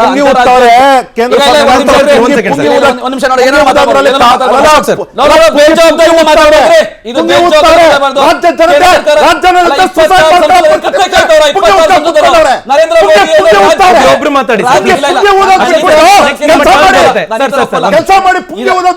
ನೆಕ್ಸ್ಟ್ ನಿಮಿಟ ಮಾತಾಡ್ಬೋದು. ನಾನು ಒಂದು ಸಿವಿಲ್ ಆಗಿ ಮಾತಾಡಬೇಕು. ನಾನು ಈ ತರ ಮಾತಾಡಿದ್ರೆ ನಾವು ಮಾತಾಡ್ತೀವಿ. ಬೇಡ ಸರ್, ಕೇಂದ್ರ ಸರ್ಕಾರದ ಹೊಣೆಗಾರಿಕೆ ಇದೆ. ನರೇಂದ್ರ ಮೋದಿ ಅವ್ರು ಏನ್ ಮಾಡ್ಬೇಕು? ಬಂದಿಲ್ಲ ತೆರಿಗೆ ಲೂಟಿ ಮಾಡ್ಕೊಂಡು ಹೋಗೋದು ಅಷ್ಟೇನಾ? ರಾಜ್ಯಗಳಿಂದ ಲೂಟಿ ಮಾಡ್ಕೊಂಡು ಹೋಗೋದು ಅಷ್ಟೇನ್ರಿ? 26 ಸಂಸದರು 28 ಸಂಸದರು ಎಲ್ಲರದು ಹೊಣೆಗಾರಿಕೆ ಇದೆ. ಇವತ್ತು ರಾಜ್ಯ ಸರ್ಕಾರ ಮುಖ್ಯಮಂತ್ರಿಗಳು ಪ್ರಧಾನಮಂತ್ರಿಗೆ ಪತ್ರ ಬರೆದವ್ರೆ. ಏನಂತ? ನಾವು ಸರ್ವಪಕ್ಷ ನಿಯೋಗ ಬರ್ತೀವಿ, ಒಂದು ಬರ ಪರಿಸ್ಥಿತಿ, ಇನ್ನೊಂದು ನೀರಾವರಿ, ಎರಡು ವಿಷಯ ನಾವು ಚರ್ಚೆ ಮಾಡಬೇಕು ಅಂತ. ಇಲ್ಲಿವರೆಗೂ ಅಪಾಯಿಂಟ್ಮೆಂಟ್ ಕೊಟ್ಟಿಲ್ಲ. ಆಯ್ತು ಸರ್, ಇಲ್ಲಿ ತೆರಿಗೆ ಕಷ್ಟ ಇರೋದಾ? ದಬ್ಬಾಳಿಕೆ ಮಾಡೋ ಕಷ್ಟ ಇರೋದಾ ಸರ್ಕಾರ? CWRC ಮತ್ತೆ CWMA ಹೇಳಿದ್ದೇನೆ, CWMA ಅನುಮೋದಿಸ್ತು ಆ ಡೈರೆಕ್ಷನ್ ಅನ್ನು ಪಾಲಿಸಿ ಅಂತ. ಅದರ ವಿರುದ್ಧ ಸುಪ್ರೀಂ ಕೋರ್ಟ್ಗೆ ಹೋಗೋದಕ್ಕೆ ಅವಕಾಶ ಇತ್ತಾ ಇಲ್ವಾ? ಈಗ ನೋಡಿ, ನಾನು ಕಾನೂನು ಪಂಡಿತ ಅಲ್ಲ. ಹೋಗ್ಬೋದಾಗಿತ್ತಾ ಇಲ್ವಾ? ಕೇವಲ ಇದು ಈ ವಿಷಯದಲ್ಲಿ ಸುಪ್ರೀಂ ಕೋರ್ಟ್ ಹೋಗಕ್ಕಾಗಲ್ಲ. ತಮಿಳುನಾಡು ಹೋಯ್ತಲ್ಲ, ಏನಂದ್ರೆ ನೀರ್ ಬಿಡಿಸಿ ಅಂತ ಅವರ ಏನ್ ವರ್ಡಿಕ್ಟ್ ಇದೆ. ಇಲ್ಲ ಕೇಳಿ ಅಭಿಷೇಕ್, ಎರಡು ಲೀಗಲ್ ಪಾಯಿಂಟ್ ಹೇಳ್ತೀನಿ. ನೋಡಿ, 177 TMC ನೀರ್ ಬಿಡ್ತಾ ಇಲ್ಲ, ಇದನ್ನ ವೈಲೇಷನ್ ಮಾಡ್ತಾ ಇದಾರೆ ಅಂತ ಅವ್ರು ಸುಪ್ರೀಂ ಕೋರ್ಟ್ ಹೋಗಿದ್ದಾರೆ. ನಾವು ಏನಂತ ಹೋಗ್ಬೋದು ಗೊತ್ತಾ? 177 TMC ಬಿಡಕ್ಕಾಗಲ್ಲ ಸಂಘರ್ಷ ಸಮಯದಲ್ಲಿ, ಇದು ಇನ್ನೂ 160ಕ್ಕೋ 150ಕ್ಕೋ ತನ್ನಿ ಅಂತ ಹೇಳಿ ನಾವು ರಿವ್ಯೂ ಹಾಕ್ಬೋದು. ಅದು ಸರ್ಕಾರಗಳು ಮಾಡಬೇಕಾಗಿದೆ. 2008ರಲ್ಲಿ ಸುಪ್ರೀಂ ಕೋರ್ಟ್ ಆದೇಶ ಕೊಡ್ತಲ್ಲ ಸರ್, ಪ್ಯಾರಾ ನಂಬರ್ 289 ಅದರಲ್ಲಿ ಏನ್ ಕೊಟ್ಟಿದ್ದಾರೆ ಅಂತಂದ್ರೆ, in case the yield was less in a distress year, the allocated shares would be proportionately reduced among the states involved by the regulatory authority. ಇದು ಪರ್ಟಿಕ್ಯುಲರ್ ಆಗಿದೆ. ಈಗ ನೀವು extra ಏನ್ ಕೇಳಬೇಕು ಅಂತಿದ್ರಲ್ಲ ಅದಾಗ್ಲೇ ಇದೆ, ನೀವು ಅದನ್ನ ಸರಿಯಾಗಿ ಪಾಲಿಸಿಲ್ಲ ಅಂತ, ನೀವು ಹ್ಯಾಂಡಲ್ ಮಾಡಿಲ್ಲ ಅಂತ. ಸಂಕಷ್ಟ ಸ್ಥಿತಿನಲ್ಲಿ ಅದಕ್ಕೊಂದು ಸೂತ್ರ ಇಲ್ಲ, ಎಷ್ಟು ಹಂಚಿಕೆ ಆಗ್ಬೇಕು ಅಂತ ಇಲ್ಲ. ಅವಾಗ ಏನಾಗುತ್ತೆ ಗೊತ್ತಾ? ನಿಯಂತ್ರಣ ಮಂಡಳಿ ಆಗ್ಲಿ ಅಥವಾ ನಿರ್ವಹಣಾ ಪ್ರಾಧಿಕಾರ ಆಗ್ಲಿ, ಅವು ಜಡ್ಜ್ ಮಾಡಬೇಕು ರಾಜ್ಯದಲ್ಲಿ ಏನ್ ಪರಿಸ್ಥಿತಿ ಇದೆ, ತಮಿಳುನಾಡಲ್ಲಿ ಪರಿಸ್ಥಿತಿ ಇದ್ದ. ಅವುಗಳಲ್ಲೂ ಮಾಡಕ್ಕಾಗಿಲ್ಲ ಅಂದ್ರೆ ಕೇಂದ್ರ ಸರ್ಕಾರ ಇಂಟರ್ವ್ಯೂ ಮಾಡಬೇಕು. ಕೇಂದ್ರ ಸರ್ಕಾರ ನೋಡಿ, ಒಂದು 50 ಜನ ಈಗಾಗಲೇ ರೈತರು ಆತ್ಮಹತ್ಯೆ ಮಾಡ್ಕೊಂಡವ್ರೆ. ಕಾವೇರಿ ಡೆಲ್ಟಾದಲ್ಲೂ ಆತ್ಮಹತ್ಯೆ ಮಾಡ್ಕೊಂತಾರೆ. ಏನಕ್ಕೆ ಅಂದರೆ ಸರ್ಕಾರದ ಬೇಜವಾಬ್ದಾರಿತನ, ಸರ್ಕಾರ ತನ್ನ ರಾಜಕಾರಣದಲ್ಲಿ ತೊಡಗಿರೋದ್ರಿಂದ. I.N.D.I.I ಅಲಯನ್ಸಿಂದ ಏನು ಮಾಡ್ಲಿಕ್ಕೆ ಹೊರಟಿದ್ದಾರೆ ಇವರು, ಅಂತಹ ದುರ್ದೈವ ರಾಜಕಾರಣದಿಂದ ಇಂತಹ ನಮ್ಮ ರೈತರಿಗಿಂತ ಪರಿಸ್ಥಿತಿ. ಯಾಕೆ ಅಂತ ಹೇಳಿ ನೋಡಿ, ಹಿಂದೆ ತಮಿಳ್ನಾಡು ಏನು ಮಾಡುತ್ತೆ, ನಾವು ಎಷ್ಟು ಬೆಳೆ ಬೆಳಿತೀವಿ ಅಂತ ನೋಡ್ತಾರೆ. ತಮಿಳ್ನಾಡವರು ಪ್ರತಿ ಸತಿನೂ ಸಹ ಕರ್ನಾಟಕದಲ್ಲಿ ಆಗ್ತಕ್ಕಂತಹ ಪ್ರತಿಯೊಂದು ಕಾವೇರಿ ಡೆಲ್ಟಾ ಚಟುವಟಿಕೆಗಳು ಮತ್ತು ಆ್ಯಕ್ಟಿವಿಟೀಸ್ನ ಗಮನಿಸ್ತಿರ್ತಾರೆ. ಇವ್ರಿಗೆ ಸರಿಯಾಗಿ ಗೊತ್ತಿತ್ತು ಏನು ಅಂತಂದರೆ, ಇವರು ಅಧಿಕಾರ ವಹಿಸ್ಕೊಂಡಿದ್ದು ಮೇ 13ನೇ ತಾರೀಕು ಇವ್ರದ್ದು ಚುನಾವಣೆ ರಿಸಲ್ಟ್ಸ್ ಬರ್ತದೆ. ಮೇ 26ಕ್ಕೆ ಇವರು ಅಧಿಕಾರ ವಹಿಸ್ಕೊಳ್ತಾರೆ. ಅದಾದಮೇಲೆ ಇವರೇನು ಆವತ್ತಿಂದ ಇವ್ರು ಗೊತ್ತಿರಲಿಲ್ವ, ಆವತ್ತೇ ಎಚ್ಚರಿಕೆ ಕೊಟ್ಟಿರ್ತಾರೆ. ಮೇ 19ನೇ ತಾರೀಕು ಎಚ್ಚರಿಕೆ ಕೊಡ್ತಾರೆ, ಈ ಸತಿ ಮಾನ್ಸೂನ್ ಇರೋದಿಲ್ಲ, ಕಡಿಮೆ ಇದೆ, ತತ್ಸುಮಾರು 50%ಗಿಂತ ಜಾಸ್ತಿ ಡಿಫಿಷಿಯಸ್ ಆಗುತ್ತದೆ ಅಂತ ಹೇಳಿದ್ದಾರೆ. ಇವರೇನು ಮಾಡ್ತಾರೆ ಅಂತಂದರೆ, ಅಲಯನ್ಸ್ ಆಗುತ್ತೆ ಅಂತ ಗೊತ್ತಿದ್ದು ಜೂನ್ ತಿಂಗಳಲ್ಲಿ ತತ್ಸುಮಾರು 3 TMC, ಜುಲೈ ತಿಂಗಳಲ್ಲಿ 9 TMC, ಆಗಸ್ಟ್ ತಿಂಗಳಲ್ಲಿ 40 TMC ನೀರುಗಳನ್ನು ಬಿಟ್ಟಿದ್ದಾರೆ.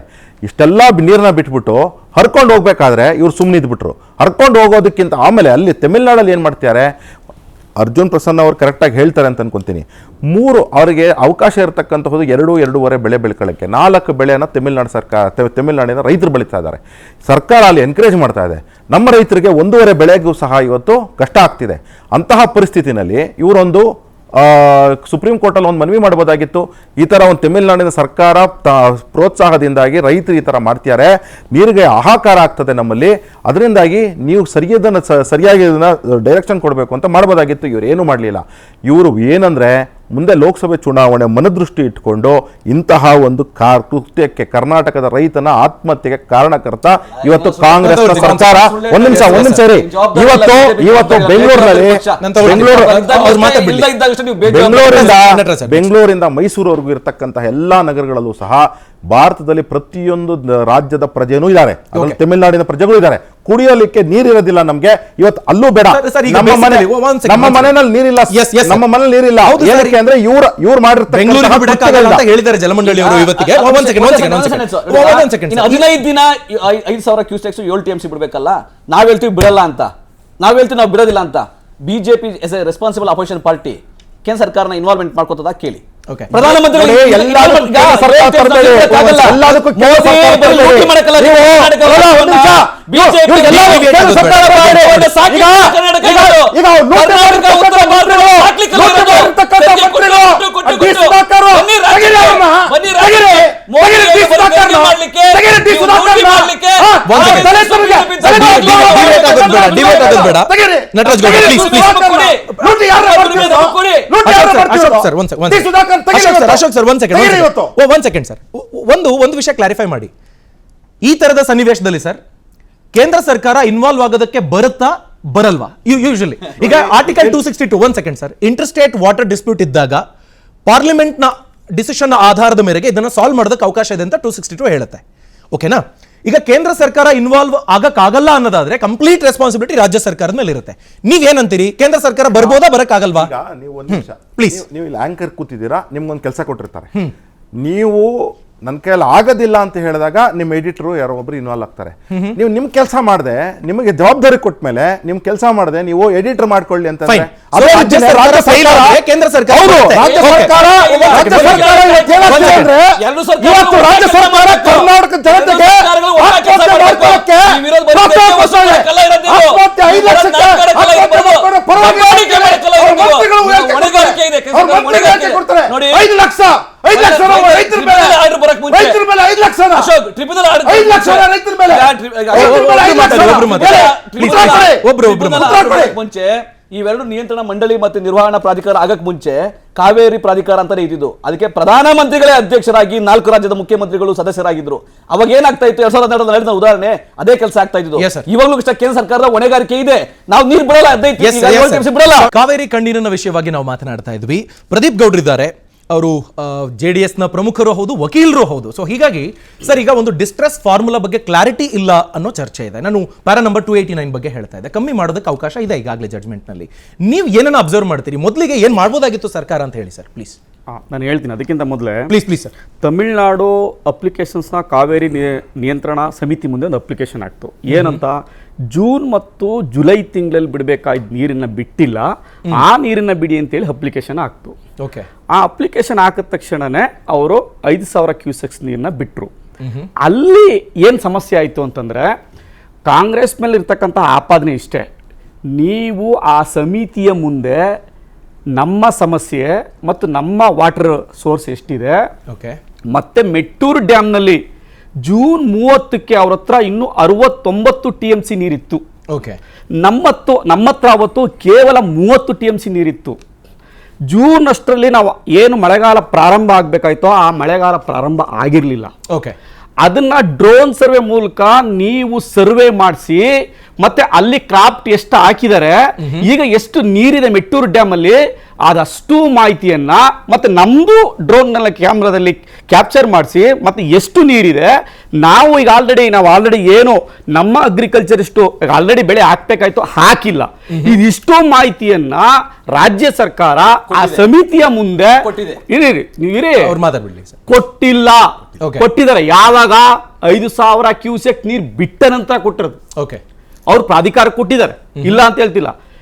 ಅವರು ಆ ಆದೇಶವನ್ನ 5,000 ಕ್ಯೂಸೆಕ್ಸ್ ನೀರನ್ನ ಬಿಟ್ಟಂತ ಆದೇಶವನ್ನ ನೀವು ಹೇಳಿದ್ರಿ ಚಾಲೆಂಜ್ ಮಾಡ್ಬೋದು ಅಂತ. 100% ಚಾಲೆಂಜ್ ಮಾಡ್ಬೋದಿತ್ತು. ಬಿಡಿ ಅಂತ ಹೇಳಿದ ತಕ್ಷಣ ಇವ್ರು ಬಿಟ್ಟಿದ್ದಾರೆ. ನಾವು ಬಿಡಕ್ ಆಗಲ್ಲ ಅನ್ನೋದು ಮನವರಿಕೆಯನ್ನ ಅಪ್ಲಿಕೇಶನ್ ಚಾಲೆಂಜ್ ಮಾಡಿ, ಆ ಆರ್ಡರ್ನ ಚಾಲೆಂಜ್ ಮಾಡಿ ಸುಪ್ರೀಂ ಕೋರ್ಟ್ಗೆ ಅಪೀಲ್ನ ಮಾಡ್ಕೊಳ್ಳಿಕ್ಕೆ ಅವಕಾಶ ಇತ್ತು. ಅವಕಾಶವನ್ನ ಕಾಂಗ್ರೆಸ್ ಸರ್ಕಾರ ಕೈ ಚೆಲ್ಲಿದೆ, ಅದ್ರಲ್ಲಿ ಡೌಟೇ ಇಲ್ಲ. ಅದಾದ್ಮೇಲೆ ಈಗ ಅವರು ನಿನ್ನೆ ಅಪ್ಲಿಕೇಶನ್ ಆಗಿರೋದು ಅಂತ ಅಂದ್ರೆ, ಏನು ಜೂನ್ ಜುಲೈ ಆಗಸ್ಟ್ ತಿಂಗಳಲ್ಲಿ ನೀರು ಬಿಡಬೇಕಾಯ್ತು, ಆ ನೀರು ಬಿಟ್ಟಿಲ್ಲ. ಎಲ್ಲವನ್ನು ಸೇರಿಸಿ 5,000 ಕ್ಯೂಸೆಕ್ಸ್ ಜೊತೆಗೆ 6,500 ಕ್ಯೂಸೆಕ್ಸ್, 6,500 ಕ್ಯೂಸೆಕ್ಸ್, ಒಟ್ಟು 12,500 ಕ್ಯೂಸೆಕ್ಸ್ ನೀರನ್ನ ನೀವು ತತ್ಕ್ಷಣ ಬಿಡಬೇಕು ಅಂತ ಆದೇಶ ಮಾಡಿ ಕೇಳಿದ್ದಾರೆ. ಅದಕ್ಕೆ ಅವರು ಇಲ್ಲ ಅಂತ ಹೇಳಿ ಮತ್ತೆ 5,000 ಕ್ಯೂಸೆಕ್ಸ್ನೇ ಕಂಟಿನ್ಯೂ ಮಾಡಿದ್ದಾರೆ. ಆದ್ರೆ ಇಲ್ಲಿ ನಾನು ಯಾಕೆ ಕಾಂಗ್ರೆಸ್ ಪಕ್ಷ, ನೀವೇನೋ ಆಲ್ರೆಡಿ ಜಡ್ಜ್ಮೆಂಟ್ ಆಗೋಗಿದೆ, ಸುಪ್ರೀಂ ಕೋರ್ಟ್ ಜಡ್ಜ್ಮೆಂಟ್ ಮಾಡಿದೆ, ಟ್ರಿಬ್ಯುನಲ್ ಜಡ್ಜ್ಮೆಂಟ್ ಮಾಡಿದೆ, ನಿಮ್ಮ ಮೇಲೆ ಆಪಾದನೆ ಮಾಡ್ತಿರ್ತಕ್ಕಂಥದ್ದು ಇಷ್ಟ ಸಂಕಷ್ಟ ಸೂತ್ರ ಅನ್ನೋದು ಅಲ್ಲ. ಅವತ್ತೇ ಅದು ಸುಪ್ರೀಂ ಕೋರ್ಟ್ ತನ್ನ ಎಲ್ಲ ಜಡ್ಜ್ಮೆಂಟ್ ಅಲ್ಲಿ ಹೇಳಿದೆ ಯಾವ ತರ ಇರಬೇಕು ಹಂಚಿಕೆ ಅನ್ನೋದು. ಸಂಕಷ್ಟ ಸೂತ್ರ ಅಂದ್ರೆ ಇಷ್ಟೇ, ನೀವು ಮಳೆ ಎಷ್ಟು ಕಡಿಮೆ ಆಗಿದೆಯೋ ನೀವು ಅಷ್ಟು ಕಡಿಮೆ ಕೊಡಬೇಕು ಅನ್ನೋದು ಅಷ್ಟೇ ವಾದ. ನೀವು ಯಾವುದೇ ಜಡ್ಜು ನೀವು ಎಂತದೇ ಕೋರ್ಟ್ಗೆ ಹೋದ್ರು ಕೂಡ ಮಳೆ ಇಷ್ಟು ಬರುತ್ತೆ ಈಗ ಬರುತ್ತೆ ಅಂತ ಕ್ಯಾಲ್ಕುಲೇಷನ್ ಮಾಡಕ್ ಸಾಧ್ಯನೇ ಇಲ್ಲ. ನಂಬರ್ಸ್ ಅಲ್ಲಿ ಕೊಡಕ್ಕಾಗಲ್ಲ. ಯಾಕೆ ಅಂತಂದ್ರೆ ಹಿಂದೆ ಸುಪ್ರೀಂ ಕೋರ್ಟ್ ಒಂದು ಟೆಕ್ನಿಕಲ್ ಟೀಮ್ನ ರಾಜ್ಯಕ್ಕೆ ಕಳಿಸ್ಕೊಟ್ಟಿತ್ತು. ಇಲ್ಲಿಗೆ ತಮಿಳುನಾಡಿಗೆ ಕೇರಳಕ್ಕೆ ಸುಪ್ರೀಂ ಕೋರ್ಟ್ ಒಂದು ಟೀಮನ್ನು ರೆಡಿ ಮಾಡಿ ಆ ಟೆಕ್ನಿಕಲ್ ಟೀಮ್ಸು ಕಾವೇರಿ ನಿರ್ವಹಣಾ ಪ್ರಾಧಿಕಾರ ಎಲ್ಲೆಲ್ಲಿ ಹೋಗುತ್ತೆ ಕಾವೇರಿ ನದಿ ನೀರು ಅದನ್ನು ಪೂರ್ತಿ ಸರ್ವೆ ಮಾಡಿ ಒಂದು ರಿಪೋರ್ಟ್ ಅನ್ನ ಕೊಟ್ಟಿದ್ರು. ಹೇಗೆ ಹಂಚ್ಕೋಬೇಕು ಅಂತ. ಹಿಂದೆ ಇದ್ದಂತ ಹಂಚಿಕೆಯ ತಪ್ಪು ನಿರ್ವಹಣೆ ಇದೆ, ಅದನ್ನು ಸರಿಪಡಿಸಬೇಕು ಅನ್ನೋ ರಿಪೋರ್ಟ್ ಅನ್ನು ಕೂಡ ಆ ಸಮಯದಲ್ಲಿ ಸುಪ್ರೀಂ ಕೋರ್ಟ್ಗೆ ಕೊಟ್ಟಿತ್ತು. ಈಗ ನಾವು ಸಂಕಷ್ಟದ ಸಂದರ್ಭದಲ್ಲಿ ಯಾವುದೇ ಕಾರಣಕ್ಕೂ ಇಂಥದ್ದೇ ಅಂತಿಲ್ಲ, ಆದ್ರೆ ನಮ್ಮ ಕಷ್ಟಗಳನ್ನ ನಮ್ಮ ಸಮಸ್ಯೆಗಳನ್ನ ನಮ್ಮ ಇರ್ತಕ್ಕಂಥ ವಾಟರ್ ಸೋರ್ಸ್ ಅನ್ನ ಹೇಳ್ಬೇಕಾಗಿತ್ತು. ಈಗ ನೋಡಿ ಜೂನ್ ನಲ್ಲಿ ನಮಗೆ ಮುಂಗಾರು ಮಳೆ ಪ್ರಾರಂಭ ಆಗಿ ಅಕ್ಟೋಬರ್ಗೆ ಎಂಡ್ ಆಗುತ್ತೆ. ನಮ್ಗೆ ಜೂನು ಅಕ್ಟೋಬರ್ ಎಂಡ್ ಬಂದ್ಬಿಟ್ಟಿದೀವಿ, ಮುಗಿದೋಯ್ತು, ನಮ್ದು ನೀರಿಲ್ಲ. ಅವ್ರಿಗೆ ಅಕ್ಟೋಬರ್ ಪ್ರಾರಂಭ ಆಗಿ ಡಿಸೆಂಬರ್ ವರೆಗೆ ಮಳೆ, ಆದ್ರೆ ಮಳೆ ಪ್ರಾರಂಭ ಆಗಿದೆ, ಈಗ ಮಳೆ ಉಯ್ತಾ ಇದೆ. ಈ ಎಲ್ಲ ವಿಷಯಗಳನ್ನ ನಾವು ಪ್ರಾಧಿಕಾರದ ಮುಂದೆ ಒಂದು ಸರ್ಕಾರ ಸೂಕ್ತ ಸಮಯಕ್ಕೆ ತರಲಿಲ್ಲ. ಕಾರಣ ಏನು ಅಂದ್ರೆ ಅವರು ಆ ಗ್ಯಾರಂಟಿಗಳ ಮಧ್ಯೆ ಓಡಾಡ್ತಾರೆ. ಇರಿ ಸರ್, ಗ್ಯಾರಂಟಿಗಳ ಮಧ್ಯೆ ಇದ್ರು. ಆ ಗ್ಯಾರಂಟಿ ಕಾರ್ಯಕ್ರಮಗಳ ನಡುವೆ ನಮ್ಮ ಈ ನೀರಿನ ಸಮಸ್ಯೆ ಬಗ್ಗೆ ಅವರು ಪ್ರಾಧಿಕಾರದ ಮುಂದೆ ಆಗಲಿ ಸುಪ್ರೀಂ ಕೋರ್ಟ್ ಮುಂದೆ ಆಗಲಿ ಎಕ್ಸ್ಪ್ಲೇನ್ ಮಾಡೋಕ್ಕಾಗಲಿಲ್ಲ. ಇನ್ನೊಂದು ಬಹಳ ನೀವು ಸೂಕ್ಷ್ಮವಾಗಿ ಗಮನಿಸಬೇಕಾದ್ದೇನಪ್ಪ ಅಂದ್ರೆ ಪ್ರಾಧಿಕಾರ ಕೊಟ್ಟಂತ 5,000 ಕ್ಯೂಸೆಕ್ಸ್ ನೀರು ಕೂಡ ಕಡಿಮೆ ಆಯ್ತು ಅಂತ ಹೇಳಿ ಸುಪ್ರೀಂ ಕೋರ್ಟ್ ಹೋದ್ರು ಅವರು, ನಾವಲ್ಲ, ಅವರೇ ಹೋದ್ರು ತಮಿಳುನಾಡವರು. ಅಂದ್ರೆ ನಮ್ಮ ಜವಾಬ್ದಾರಿ ನೀವು ಫೇಲ್ಯೂರ್ ಅಂತ ಒಪ್ಕೊಳ್ಳಿ, ಬೇರೆ ಇನ್ನೇನು ಕೇಳ್ತಲ್ಲ ನಿಮ್ಮನ್ನ. ನೀವು ಫೇಲ್ಯೂರ್ ಅಂತ 100% ಒಪ್ಕೋಬೇಕು ನೀವು. ಆಮೇಲೆ ಈಗ 90 TMC ನೀರಲ್ಲಿ ಈಗ ಅವ್ರಿಗೆ ಈ 3 ತಿಂಗಳಲ್ಲಿ ನಾವು ಕೊಡಬೇಕಾಗಿ 90 TMC ನೀರು, ಅದ್ರಲ್ಲಿ ಈಗ ಆಲ್ರೆಡಿ 43 TMC ನೀರು ಕೊಟ್ಟಿದ್ದೀವಿ. ಈಗ ನೆನ್ನೆ ಅವ್ರು ಹಾಕಿರೋ ಅಪ್ಲಿಕೇಶನ್ ಅಫಿಡವಿಟ್ ಅಲ್ಲಿ ಹೇಳಿದ್ದಾರೆ 90 TMC ನೀರು ಕೊಡಬೇಕಾಯ್ತು, 43 TMC ನೀವು ಆಲ್ರೆಡಿ ಕೊಟ್ಟಿದ್ದಾರೆ, ರಿಮೈನಿಂಗ್ ಕೊಡಿ ಅಂತ ಕೇಳ್ತಿರೋದವರು. ಅಂದ್ರೆ ನಾವೇನ್ ಮೋಸ ಮಾಡಿಲ್ಲ, ಅವ್ರಿಗೆ ಅನ್ಯಾಯ ಏನು ಮಾಡಿಲ್ಲ. ಆದ್ರೆ ಈ ಎಲ್ಲ ಮಾಹಿತಿಗಳನ್ನ ಸರಿಯಾದ ರೀತಿಯಲ್ಲಿ ಎಕ್ಸ್ಪ್ಲೈನ್ ಮಾಡಬೇಕಾಗಿದ್ದ ಜವಾಬ್ದಾರಿಯನ್ನ ಕಾಂಗ್ರೆಸ್ ಪಕ್ಷ ತಪ್ಪು ಮಾಡಿದೆ. ಇನ್ನೊಂದೇ ಅರ್ಜುನ್ ಪ್ರಸನ್ನ ಅವ್ರಿಗೆ ಒಂದೇ ಒಂದು, ಅವರು ನಾರಿಮನ್ ಬಗ್ಗೆ ಹೇಳಿದ್ರು, ಅದನ್ನ ನಾನು ಒಪ್ಪಲ್ಲ. ನಾರಿಮನ್ ಗ್ರೇಟ್ ಅಡ್ವೊಕೇಟು, ಅದರ ಡೌಟೇ ಇಲ್ಲ. ಆದರೆ ಅವರಿಗೆ ಪ್ಯಾರಲಲ್ ಆಗಿ ನಮ್ಮ ಅಡ್ವೊಕೇಟ್ ಜನರಲ್, ನಮ್ಮ ಉದಯವಳ್ಳ ಅವರು ಎಲ್ಲರೂ ಕೂಡ ಅಸಿಸ್ಟ್ ಮಾಡಿದ್ದಾರೆ. ಆ ಸಂದರ್ಭದಲ್ಲಿ MB ಪಾಟೀಲ್ ಜಲಸಚಿವರಾಗಿದ್ದಾಗ ಅವರು, ಬೊಮ್ಮಾಯಿ ಅವರು ಜಲಸಚಿವರಾಗಿದ್ದಾಗ ಬೊಮ್ಮಾಯಿ ಅವರು ಅಸಿಸ್ಟ್ ಮಾಡಿದ್ದಾರೆ, ಕೋರ್ಟಲ್ಲೇ ಕುತ್ಕೊಂಡಿದ್ದಾರೆ. ಅದರಲ್ಲಿ ಯಾವುದು ಕಣ್ಣು ಮುಚ್ಚಿ ಆಡುವಂಥದ್ದು ಏನಿಲ್ಲ. ಆದರೆ ಜಡ್ಜ್ಮೆಂಟ್ ಬಂದಿದೆ, ರಿವ್ಯೂ ಹಾಕ್ಬೇಕು ಅಂತ ಅವ್ರು ಹೇಳಿದ್ದಾರೆ, ಅದನ್ನು ಒಪ್ತಿನೇ ರಿವ್ಯೂ ಹಾಕ್ಲಿಕ್ಕೆ ಅವಕಾಶ ಇದೆ, ಈಗಲೂ ಮಾಡ್ಬೋದು. ಫೈನ್ ಇನ್ನಷ್ಟು ಮಾಹಿತಿ ಪಡ್ಕೊಳ್ತೀನಿ. ಅರ್ಜುನಹಳ್ಳಿ ಪ್ರಸನ್ನ ಸರ್, ಈಗ ಡಿಸ್ಟ್ರೆಸ್ ಫಾರ್ಮುಲಾ ಕುರಿತಾಗಿ ಕೋರ್ಟ್ನ ಮೊರೆ ಹೋಗೋದಕ್ಕೆ ಈಗ ಸಮಯ ಸೂಕ್ತನಾ? ಅಂದ್ರೆ ಈಗ ಕಾವೇರಿಗೆ ನೀರು ಬಿಟ್ಕೊಟ್ಬಿಡ್ಬೇಕು, ಈಗ ತಮಿಳುನಾಡಿಗೆ, ನಮ್ಮ ರೈತರಿಗೆ ನೀರಿಲ್ಲ, ಕುಡಿಯೋ ನೀರಿಗೆ ನಾವು ಹೊಡೆದಾಡ್ತಿದ್ದೀವಿ, ಈ ಟೈಮ್ನಲ್ಲಿ ಡಿಸ್ಟ್ರೆಸ್ ಫಾರ್ಮುಲಾ ಬಗ್ಗೆ ಚರ್ಚೆ ಆಗಬೇಕು, ಅಥವಾ 5,000 ಕ್ಯೂಸೆಕ್ ಬಿಡೋದಿಲ್ಲ ಅಂತ ಕೋರ್ಟಿಗೆ ಹೋಗ್ತೀನಿ ಅನ್ನೋದು ಅದರ ತಯಾರಿ ಬಗ್ಗೆ ಚರ್ಚೆ ಆಗಬೇಕು? ನಿಮ್ಮ ಒಪಿನಿಯನ್ ಏನು ಸರ್? ಈಗ ಡಿಸ್ಟ್ರೆಸ್ ಫಾರ್ಮುಲಾಕ್ಕೆ ನ್ಯಾಯಾಧಿಕರಣ ಆಗಲಿ ಸುಪ್ರೀಂ ಕೋರ್ಟ್ ಆಗಲಿ ಯಾವುದೇ ಜಾಕೆಟ್ ಫಾರ್ಮುಲಾ ಸಿದ್ಧಪಡಿಸಿಲ್ಲ. ಸಂಕಷ್ಟ ಬಂದಾಗ ಈ ಎರಡೂ ರಾಜ್ಯಗಳು ಅದನ್ನು ಹಂಚಿಕೊಳ್ಳಿ ಅಂತ ಹೇಳಿದ್ದಾರೆ. ಇವಾಗ ಏನಾಗಿದೆ, 90 TMC ನೀರನ್ನ ನಾವು ಆಗಸ್ಟ್ ಕೊನೆಗೆ ಬಿಡಬೇಕಾಗಿತ್ತು, June July August.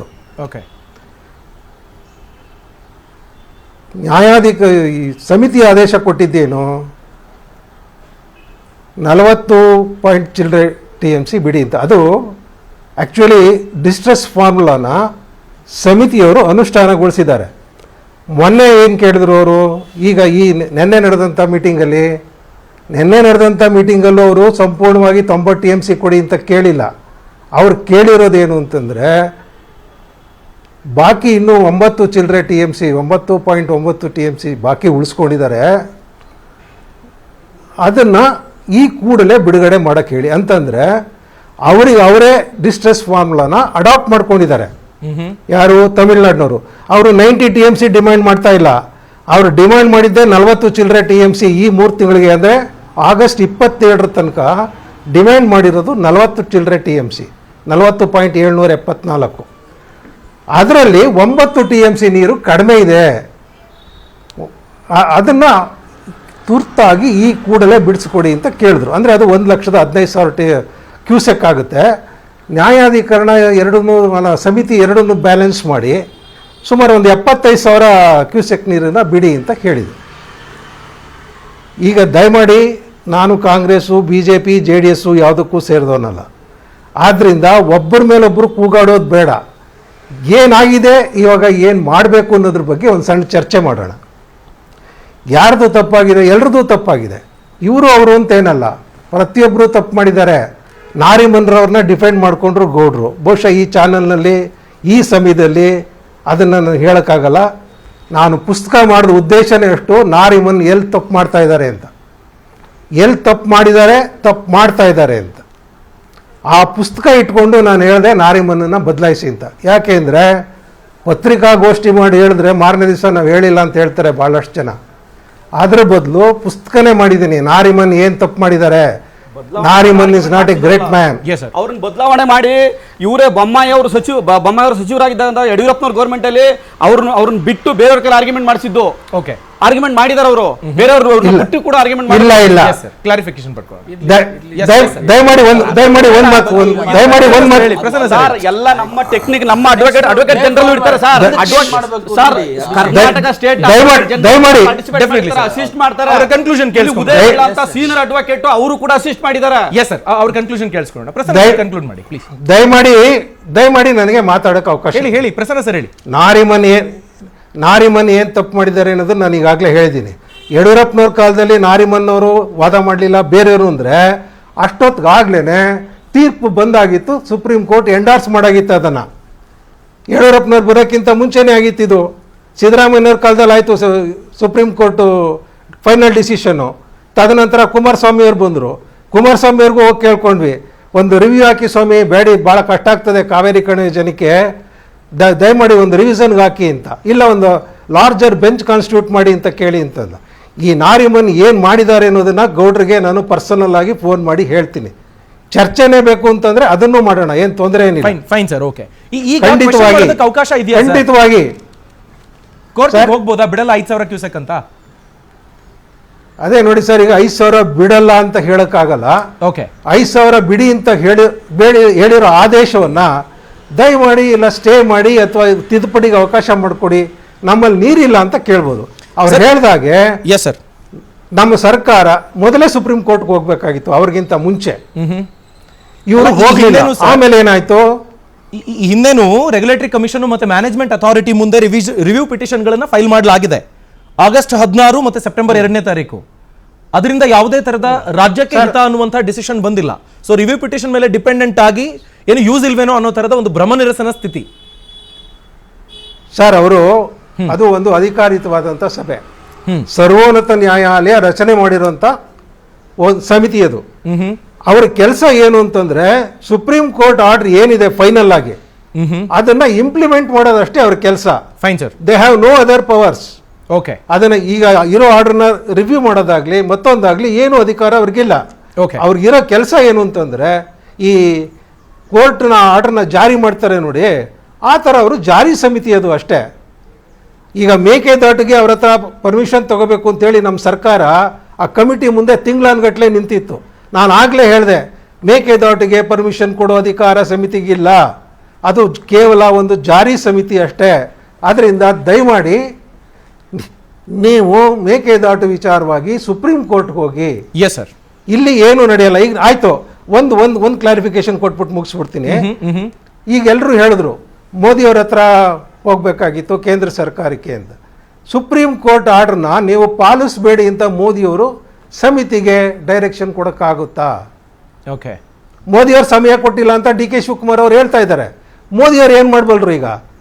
Anything only possible in the supreme court, not with the central government. Okay, ಯಾವಾಗ ನಾವು ಸುಪ್ರೀಂ ಕೋರ್ಟ್ ಒಪ್ಕೊಂಡ್ವೋ ಅಲ್ಲಿಗೆ ನಮ್ಮ ಕತೆ ಮುಗೀತು. ಕೇಂದ್ರ ಸರ್ಕಾರದ ಜವಾಬ್ದಾರಿ ಕೂಡ ಇಲ್ಲ. ಸುಪ್ರೀಂ ಕೋರ್ಟ್ ಡೈರೆಕ್ಷನ್ ಪ್ರಕಾರ ಈ ಸಮಿತಿಗಳನ್ನ ರಚನೆ ಮಾಡಿದೆ. ಸುಪ್ರೀಂ ಕೋರ್ಟು ಈ ಸಮಿತಿಗಳಿಗೆ ಅಪ್ರೂವಲ್ ಕೊಟ್ಟಿದೆ. ಸೊ ಏನೇನು ಇದರಲ್ಲಿ ಬದಲಾವಣೆ ಆಗಬೇಕಾದ್ರೂ ಏನೇ ಚೇಂಜ್ ಮಾಡಬೇಕಾದ್ರೂ ನಾವು ಸುಪ್ರೀಂ ಕೋರ್ಟ್ ಮುಖಾಂತರ ಮಾಡಿಸ್ಕೊಳ್ಳೋಕೆ ಸಾಧ್ಯತೆಗಳಿದ್ದಾವೆ. ಫೈನ್ ಸರ್, ದಯಮಾಡಿ ಹಾಗೆ ಸಂಪರ್ಕದಲ್ಲಿ ಇನ್ನಷ್ಟು ಪ್ರಮುಖ ವಿಷಯಗಳ ಬಗ್ಗೆ ಚರ್ಚೆ ಮಾಡೋಣ. ಕಾವೇರಿ ವಿಷಯದ ಬಗ್ಗೆ ಕಾನೂನು ಹೋರಾಟ ಹೇಗಾಗಬೇಕಾಗಿತ್ತು, ಈ ಹಿಂದೆ ಇತ್ತೀಚೆಗೆ ಏನೆಲ್ಲ ಆಗಬೇಕಾಗಿತ್ತು ಅನ್ನೋದ್ರ ಬಗ್ಗೆ ವಿಸ್ತೃತವಾಗಿ ಚರ್ಚೆ ಮಾಡ್ತಿದ್ವಿ. ಪ್ರದೀಪ್ ಸರ್, ಮುಂದಿನ ಹೆಜ್ಜೆ ಹೇಗಿರಬೇಕು? ಅಟ್ಲೀಸ್ಟ್ ಈಗ ಏನ್ ಡ್ಯಾಮೇಜ್ ಆಗಿದೆ ಈಗಲಾದ್ರೂ ಸರಿಪಡಿಸ್ಕೊಳ್ಳೋದಕ್ಕೆ ಅವಕಾಶ ಇದೆ, ಏನ್ ಕತೆ ನಿಮ್ಮ ಫೈನಲ್ ಕಮೆಂಟ್? ಅರ್ಜುನ್ ಅವರು ಸರ್ ಹೇಳಿದಾಗ, ಅರ್ಜುನ್ ಹಳ್ಳಿ ಪ್ರಸನ್ನ ಸರ್ ಹೇಳಿದಾಗೆ, ಒಂದು ನೀರನ್ನ ಬಿಡದೆ ಉದ್ದಟತನ ಮಾಡಬಾರ್ದು. ನಾನು ಯಾವತ್ತೇ ಅಲ್ಲಿ ಯಾವುದೇ ಕಾನೂನು ಯಾವುದೇ ಆಗಲಿ ಯಾವುದೇ ಒಂದು ಆದೇಶ ಮಾಡಿದ್ರೆ ಇಟ್ ಶುಡ್ ಬಿ ರೆಸ್ಪೆಕ್ಟ್.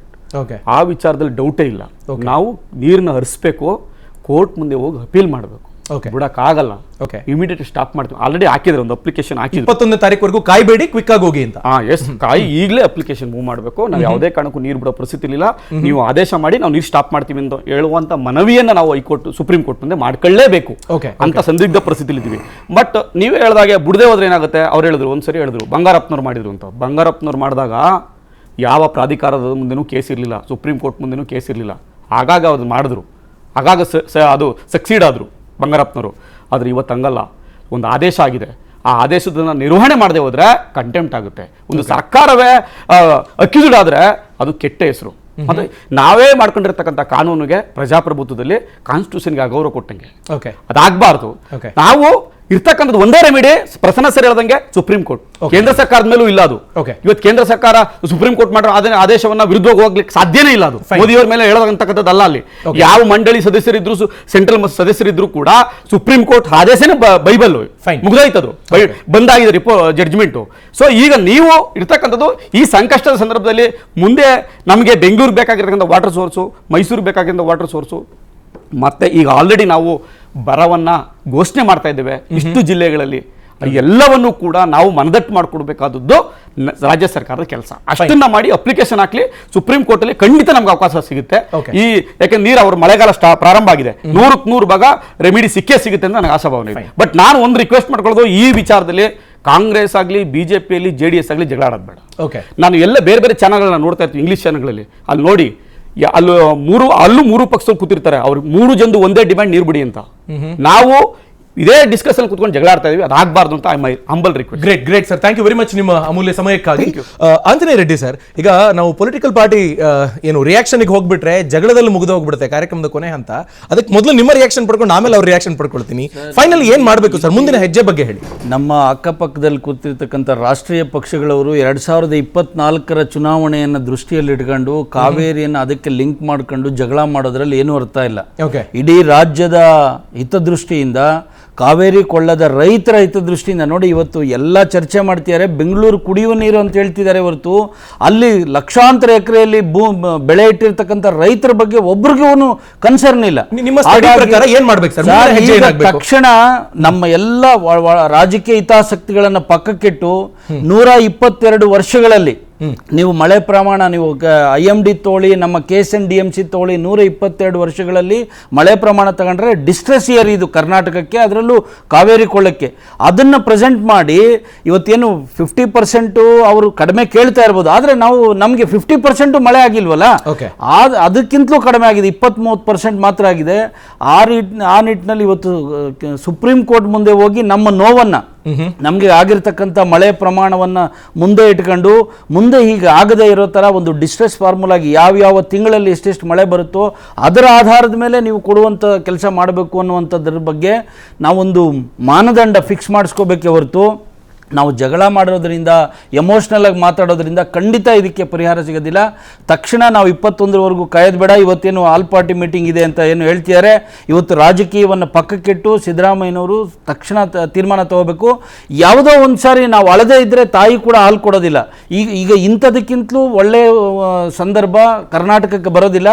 ಆ ಡಿಸ್ಟ್ರೆಸ್ ಫಾರ್ಮುಲಾ ಬಗ್ಗೆ ನಾವು ಕೇಂದ್ರ ಸರ್ಕಾರದ ಗಮನ ಸೆಳೆಯಬೇಕು, ಸುಪ್ರೀಂ ಕೋರ್ಟ್ನ ಗಮನ ಸೆಳೆಯಬೇಕು. ಅಂದರೆ ಇವತ್ತು ನಾವು ಏನು ಈ ನ್ಯಾಚುರಲ್ ಜಸ್ಟಿಸ್ಗೋಸ್ಕರ ನಾವು ಫೈಟ್ ಮಾಡೋದಕ್ಕೆ ತಯಾರಾಗಬೇಕು. ಆ ನಿಟ್ಟಿನಲ್ಲಿ ಸರ್ಕಾರ ಮುಂದೆ ಆಗಬೇಕು. ನೀರು ಬಿಡೋದಿರೋದಕ್ಕೆ ಕಾರಣ ಇದು, ಮಳೆ ಇಲ್ಲ ನಮಗೆ ಅನ್ನುವಂಥದ್ದನ್ನ ಮುಂದೆ ಇಡಬೇಕು. ಒಂದ್ ಸೆಕೆಂಡ್ ಅಶೋಕ್ ಸರ್, ಒಂದು ವೇಳೆ ಈಗ ಸುಪ್ರೀಂ ಕೋರ್ಟ್ ಜಡ್ಜ್ಮೆಂಟ್ ನಲ್ಲಿ ನ್ಯೂನತೆಗಳಿದ್ದಿದ್ರೆ ಅದನ್ನ ಪ್ರಶ್ನೆ ಮಾಡಬೇಕಾದ ಜವಾಬ್ದಾರಿ ಎಲ್ಲ ಪಕ್ಷಗಳ ಮೇಲೂ ಇತ್ತು. ಎಲ್ಲ ಪಕ್ಷಗಳದ್ದು ಅಧಿಕಾರವನ್ನು ನಾವು ಗಮನಿಸಿದ ಹಾಗಾಗಿದೆ. ಬಿಜೆಪಿ ಹಿಂದೆ ಇತ್ತು, JDS ಕಾಂಗ್ರೆಸ್ ಫ್ರೆಂಡ್ಶಿಪ್ ಅಲ್ಲಿ ಅಧಿಕಾರ ಮಾಡಿದ್ದಿತ್ತು. ಸೊ ನಾವು ಒಂದು ವೇಳೆ ಡಿಸ್ಟ್ರೆಸ್ ಫಾರ್ಮುಲಾದಿಂದ ಸಮಸ್ಯೆ ಆಗಿದೆ ಅಂತ ಬಂದ್ರೆ ಪ್ರಶ್ನೆ ಮಾಡಿಲ್ಲ ಅನ್ನೋದರ ಜವಾಬ್ದಾರಿ ನಿಮ್ಮ ಹೆಗಲಿಗೂ ಬರುತ್ತೆ. ಏನ್ ಮಾಡ್ಬೇಕೀಗ ಸರ್ಕಾರ? ರಾಜಕಾರಣ ಪಕ್ಕಕ್ಕೆ ಇಟ್ಬೇಡ. ನೋಡಿ, ಪ್ರತಿ ಸತಿನೂ ಏನಾಗ್ತದೆ ಅಂತಂದರೆ, ನಾವು ಆಗ್ಲೇ ಚರ್ಚೆ ಮಾಡ್ತಿದ್ದಂಗೆ 122 ವರ್ಷದ್ದು ಅಥವಾ 250 ವರ್ಷದ್ದು ರೈನ್ ಪ್ಯಾಟ್ರನ್ನ ನಾವು ಸ್ಟಡಿ ಮಾಡಿಸಿ ನಾವು ಒಂದು ರಿಕ್ವೆಸ್ಟ್ ಮಾಡಬೇಕಿತ್ತು ಸುಪ್ರೀಂ ಕೋರ್ಟ್ಗೆ. ಇವತ್ತು ಆವತ್ತಿಂದ ಹಿಡ್ಕೊಂಡು ಇವತ್ತರೆಗೂ ನೀವು ಹೇಳ್ತಾ ಇದ್ದೀರಾ ನಮ್ಮ ಮೇಲೂ ಜವಾಬ್ದಾರಿ ಬರುತ್ತೆ ಅಂತ. ತೊಂದರೆ ಇಲ್ಲ, ಆಯ್ತಾ? ನಾವು 8 ವರ್ಷ ನಾವು ಅಧಿಕಾರದಲ್ಲಿದ್ದೇವೆ. ಜನತಾ ಪಕ್ಷ ಅಥವಾ ಜನತಾ ಕುಟುಂಬ ಏನಿದೆ ಅದೊಂದು 15 ವರ್ಷ ಅಧಿಕಾರದಲ್ಲಿದೆ. ಮ್ಯಾಕ್ಸಿಮಮ್ ಟೈಮು ಅಧಿಕಾರದಲ್ಲಿರ್ತಕ್ಕಂಥದ್ದು ಕಾಂಗ್ರೆಸ್ನವ್ರಿಗೆ ಇದರ ಎಲ್ಲ 1-2 ಎಕ್ಸಾಂಪಲ್ ಹೇಳ್ಬಿಡ್ತೀನಿ ನಾನು, ಪ್ಲೀಸ್. ತಮಿಳ್ನಾಡಿನ ಸೂಕ್ಷ್ಮತೆ ಎಷ್ಟಿದೆ ಅಂದರೆ, ಕರ್ನಾಟಕ ಕಾವೇರಿ ಡೆಲ್ಟಾದಲ್ಲಿರ್ತಕ್ಕಂತಹ ಪ್ರತಿಯೊಬ್ಬ ತೆಮಿಲಿಯನನ್ನು ಅವ್ರು ಟ್ರ್ಯಾಕ್ ಮಾಡ್ತಾರೆ. ಆ ತೆಮಿಲಿಯನ್ ಏನು ಮಾಡ್ತಿರ್ತಾನೆ ಅಂತಂದರೆ, ಅವ್ರು ನಮ್ಮ ರೈನ್ ಪ್ಯಾಟ್ರನ್ನ ಮತ್ತು ನಮ್ಮ ಕ್ರಾಪ್ ಪ್ಯಾಟ್ರನ್ನ ಸಹ ಸ್ಟಡಿ ಮಾಡಿ ಅವ್ರಿಗೆ ಸೂಕ್ತವಾದಂತಹ ಮಾಹಿತಿ, ಅವನು ಸಾಮಾನ್ಯ ನಾಗರಿಕ ಆದರೆ ಅವನು ಮಾಡ್ತಿದ್ದಾನೆ. ನಮ್ಮ ಕರ್ನಾಟಕ ಸರ್ಕಾರದ ವತಿಯಿಂದ ನಾವು ಇಂತಹ ಕೆಲಸಗಳನ್ನು ಮಾಡ್ತಾ ಇದ್ದೀವಾ? ಅವರು ಕ್ರಾಪ್ ಪ್ಯಾಟ್ರನ್ನು ಮತ್ತು ರೈನ್ ಪ್ಯಾಟ್ರನ್ನ ಸ್ಟಡಿ ಮಾಡಿ ಸಂಗ್ರಹ ಮಾಡಿ ಅದನ್ನು ಸುಪ್ರೀಂ ಕೋರ್ಟ್ಗೆ ಸಲ್ಲಿಸ್ತಕ್ಕಂಥ ಕೆಲಸ ಮಾಡ್ತಾ ಇದ್ದೀವಾ? ಮೊದಲು ಜವಾಬ್ದಾರಿ. ತದನಂತರದಲ್ಲಿ ಸ್ಟ್ರೆಸ್ ಫಾರ್ಮುಲಾ, ಡಿಸ್ಟ್ರೆಸ್ ಫಾರ್ಮುಲಾ ಅಥವಾ ಅತಿವೃಷ್ಟಿ ಆದಾಗ ಅನಾವೃಷ್ಟಿ ಆದಾಗ ಇದೆಲ್ಲ ವಿಚಾರಗಳು ಬದಿಗೊತ್ತಿಟ್ಟಿನ ನಮ್ಮ ಸರ್ಕಾರ ಎಷ್ಟರ ಮಟ್ಟಕ್ಕೆ ಪ್ರೊಆಕ್ಟಿವ್ ಆಗಿ ಕೆಲಸ ಮಾಡ್ತಿದೆ. ಒಂದು ಅಫಿಡವಿಟ್ನ ನಾವು ಆವತ್ತೇನೆ ರೈನು 50%ಗಿಂತ ಕಡಿಮೆ ಬರುತ್ತೆ ಅಂತ May 15 ಹೇಳಿದ್ಮೇಲೆ ಸರ್ಕಾರ ಅಧಿಕಾರಕ್ಕೆ ಬಂದ ಮೇಲೆ ಆವತ್ತೇನೆ ಜೂನ್ನಲ್ಲಿ ಹಾಕ್ಕೊಂಬೋದಾಗಿತ್ತು ನಾವು. ಇಲ್ಲ, ಈ ಸತಿ ಸ್ಟ್ರೆಸ್ಫುಲ್ ರೈನ್ ಆಗ್ತಿದೆ ಅಂತ ಹೇಳಿ ಜೂನ್ ಬಿಟ್ವಿ, ಜುಲೈ ಬಿಟ್ವಿ, ಆಗಸ್ಟ್ ಬಿಟ್ವಿ. ಆಗಸ್ಟ್ 15 ನಂತರ ನಮ್ಗೆ ಎಚ್ಚರಿಕೆ ಆಗ್ತದೆ ಈ ಥರ ಸಮಸ್ಯೆ ಬರ್ತಿದೆ ನಮಗೆ ಅಂತ ಹೇಳಿ. ಆವಾಗ ನಾವು ಕುಡಿಯೋ ನೀರು ಬಗ್ಗೆ ಅಥವಾ ರೈತರ ಬಗ್ಗೆ ಯಾವತ್ತು ಯೋಚನೆ ಮಾಡ್ತಾ ಇದ್ದೀವಿ? ಇದೆಲ್ಲದಕ್ಕಿಂತ ಜಾಸ್ತಿ ಅತ್ಯಂತ ಪ್ರಮುಖ ಇನ್ನೊಂದು ಆಪಾದನೆ ಮಾಡ್ತಾ ಇದ್ದೇವೆ ನಾವು. ಮುಖ್ಯಮಂತ್ರಿಗಳು ಒಂದು ಹೇಳಿಕೆ ಕೊಡ್ತಾರೆ, DCM ಒಂದೊಂದು ಹೇಳಿಕೆ ಕೊಡ್ತಾರೆ. ಅವರು ಬಿಡಬೇಡಿ ಅಂತ ಹೇಳ್ತಾರೆ, ಇವರು ಬಿಡಿ ಅಂತ ಹೇಳ್ತಾರೆ. ಈ ಗೊಂದಲಗಳು ಏನಕ್ಕಿದೆ? ಸರ್ಕಾರದ ಒಳಗಡೆ ಇರ್ತಕ್ಕಂತಹ ಮುಖ್ಯಮಂತ್ರಿ ಉಪಮುಖ್ಯಮಂತ್ರಿ ಮಧ್ಯದಲ್ಲಿ ಇರ್ತಕ್ಕಂಥ ಈ ಗೊಂದಲ ಇದೆಯಲ್ಲ, ಇದಕ್ಕೆಲ್ಲ ಕಾರಣ ಆಗ್ತಿದೆ. ಒಳ ರಾಜಕಾರಣ ಏನಿದೆ ಇದು ಕರ್ನಾಟಕದ ರೈತನ ಆತ್ಮಹತ್ಯೆಗೆ 5 ಲಕ್ಷ ಬೆಲೆ ಕಟ್ಟತಕ್ಕಂತಹ ಸರ್ಕಾರ. ನಾವು ಅಲ್ಲಿ ಉತ್ತರ ಕೊಡಬೇಕಾಗಿರೋದು ಸರ್ಕಾರ. ಅಭಿಷೇಕ್, ಈಗ ನೋಡಿ, ಜೂನ್, ಜುಲೈ, ಆಗಸ್ಟ್ 90 TMC ನೀರು ಬಿಡಬೇಕಾದಾಗ ನಾವು ನೀರು ಬಿಟ್ಟಿಲ್ಲ, ಅದಕ್ಕಾಗಿಯೇ ತಮಿಳುನಾಡು ಸುಪ್ರೀಂ ಕೋರ್ಟ್ಗಾಗಲಿ ತಮಿಳುನಾಡು ನಿಯಂತ್ರಣ ಮಂಡಳಿಗಾಗಲಿ ಹೋಗಿದ್ದು. ಒಂದು ನಾವು ಅದರೊಳಗೆ ಇಲ್ಲಿ ನಮ್ಮ ಅಡ್ವೊಕೇಟ್ ಜನರಲ್ಲು ಶಶಿಕಿರಣ್ ಶೆಟ್ಟಿ ಅವರು ಪರಿಣಾಮಕಾರಿಯಾಗಿ ಸುಪ್ರೀಂ ಕೋರ್ಟ್ಗೂ ಕೂಡ ಅರ್ಜಿ ಹಾಕಿ ನಿಯಂತ್ರಣ ಮಂಡಳಿಗೂ ಕೂಡ ಸರ್ಕಾರ ಮುಖೇನ ಒಂದು ಮನವರಿಕೆ ಮಾಡಿಕೊಳ್ಳಲಿಕ್ಕೆ ಸಂಪೂರ್ಣ ಪ್ರಯತ್ನ ಮಾಡಿದ್ದಾರೆ. ಈವನ್ ಜಲಸಂಪನ್ಮೂಲ ಸಚಿವರು ಮಾನ್ಯ DK ಶಿವಕುಮಾರ್ ಅವರು ಸ್ಪಷ್ಟವಾಗಿ ಹೇಳಿದ್ದಾರೆ, ಏನಂದ್ರೆ ನೋಡಿ, ಮೊದಲು ರೈತರ ಹಿತ ಮುಖ್ಯ, ಇಲ್ಲಿ ನೀರಿಲ್ಲ ಅಂದ್ರೆ ನಾವು ಅಲ್ಲಿ ಕೊಡ್ಲಿಕ್ಕೆ ಸಾಧ್ಯ ಆಗಲ್ಲ, ನೀವೇನು ಮಾಡ್ತಿರೋ ಇದನ್ನು ನಾವು ಅವ್ರಿಗೆ ಮನವರಿಕೆ ಮಾಡಿಕೊಡ್ಲೇಬೇಕಂತ. ಇವಾಗ ಬಂದಿರುತ್ತೆ ಏನಂದ್ರೆ, ಹಿಂದೆ ಬಿಟ್ಟಿದ್ದಕ್ಕೆ ತಮಿಳ್ನಾಡು ಚಕಾರ ಎತ್ಬೋದು, 9 TMC ಎಕ್ಸ್ಟ್ರಾ ಬಿಡಿ ಅಂತ ಕೇಳ್ಬೋದು, ಅದೆಲ್ಲ ಮಾಡ್ಬೋದು. ಆದರೆ ಇಲ್ಲಿವರೆಗೂ ರಕ್ಷಣೆ ರಾಜ್ಯದಾಗಿದೆ. ಈಗಿದೆಯಲ್ಲ, ಇವಾಗಲೇ ಕ್ರೂಷಿಯಲ್ ಟೈಮ್. ಯಾಕಂದ್ರೆ ನಮ್ಮಲ್ಲಿ ಮುಂಗಾರು ನಿಂತೋಯ್ತು, ಅಷ್ಟೇ ಮುಗಿತಿನ್ನ. ಅಲ್ಲಿ ಮುಂಗಾರು ಇವಾಗ ಇನ್ನು ಜೋರಾಗಿದೆ, ವೇಗ ಪಡ್ಕೊಂಡಿದೆ. ಅಲ್ಲ ಸರ್, ಇದನ್ನ ರಕ್ಷಣೆ ಅಂತ ಹೇಗೆ ಭಾವಿಸ್ತೀರಾ? ಈಗ ನಾನು ಹೇಳ್ತೀನಿ ನೋಡಿ, 90 TMC ನೀರು ಬಿಡಲೇಬೇಕಂತ ಸುಪ್ರೀಂ ಕೋರ್ಟ್ ಆರ್ಡರ್ ಇದ್ದಾಗ ನಾವು 43 TMC ನೀರು ಮಾತ್ರ ಬಿಟ್ಟಿದ್ದೀವಿ, ಬಿಡಕ್ಕೆ ಸಾಧ್ಯ ಆಗಿರೋದೆ. ಸಂಕಷ್ಟ ಪರಿಸ್ಥಿತಿಯಲ್ಲಿ ನಾವು ಎಷ್ಟು ಸಾಧ್ಯನೋ ಸರ್ಕಾರ ಸಂಪೂರ್ಣ ಪ್ರಯತ್ನ ಮಾಡಿ ಇಷ್ಟುವರೆಗೂ ಮಾಡಿದೆ. ಇನ್ನು ಮುಂದಕ್ಕೆ ಈಗ 5,000 ಕ್ಯೂಸೆಕ್ಸ್ ಬರಕ್ಕೆ ಪರ್ ಡೇ ಕೇಳಿದಾರಲ್ಲ, ಅದನ್ನ ಹೆಂಗೆ ನಾವು ತಡಿಬಹುದು, ಅದನ್ನ ಹೆಂಗೆ ನಾವು ಮನವಿ ಮಾಡಬಹುದು? ಸೈಂಟಿಫಿಕ್ ಸ್ಟಡಿ ಬಗ್ಗೆ ಹೇಳಿದ್ರಲ್ವಾ, ಅದು ಅವ್ರು ಹೇಳಿದ ಕಾರಣಕ್ಕೆ ಅನ್ನೋದನ್ನ ಪಕ್ಕಕ್ಕಿಡೋಣ.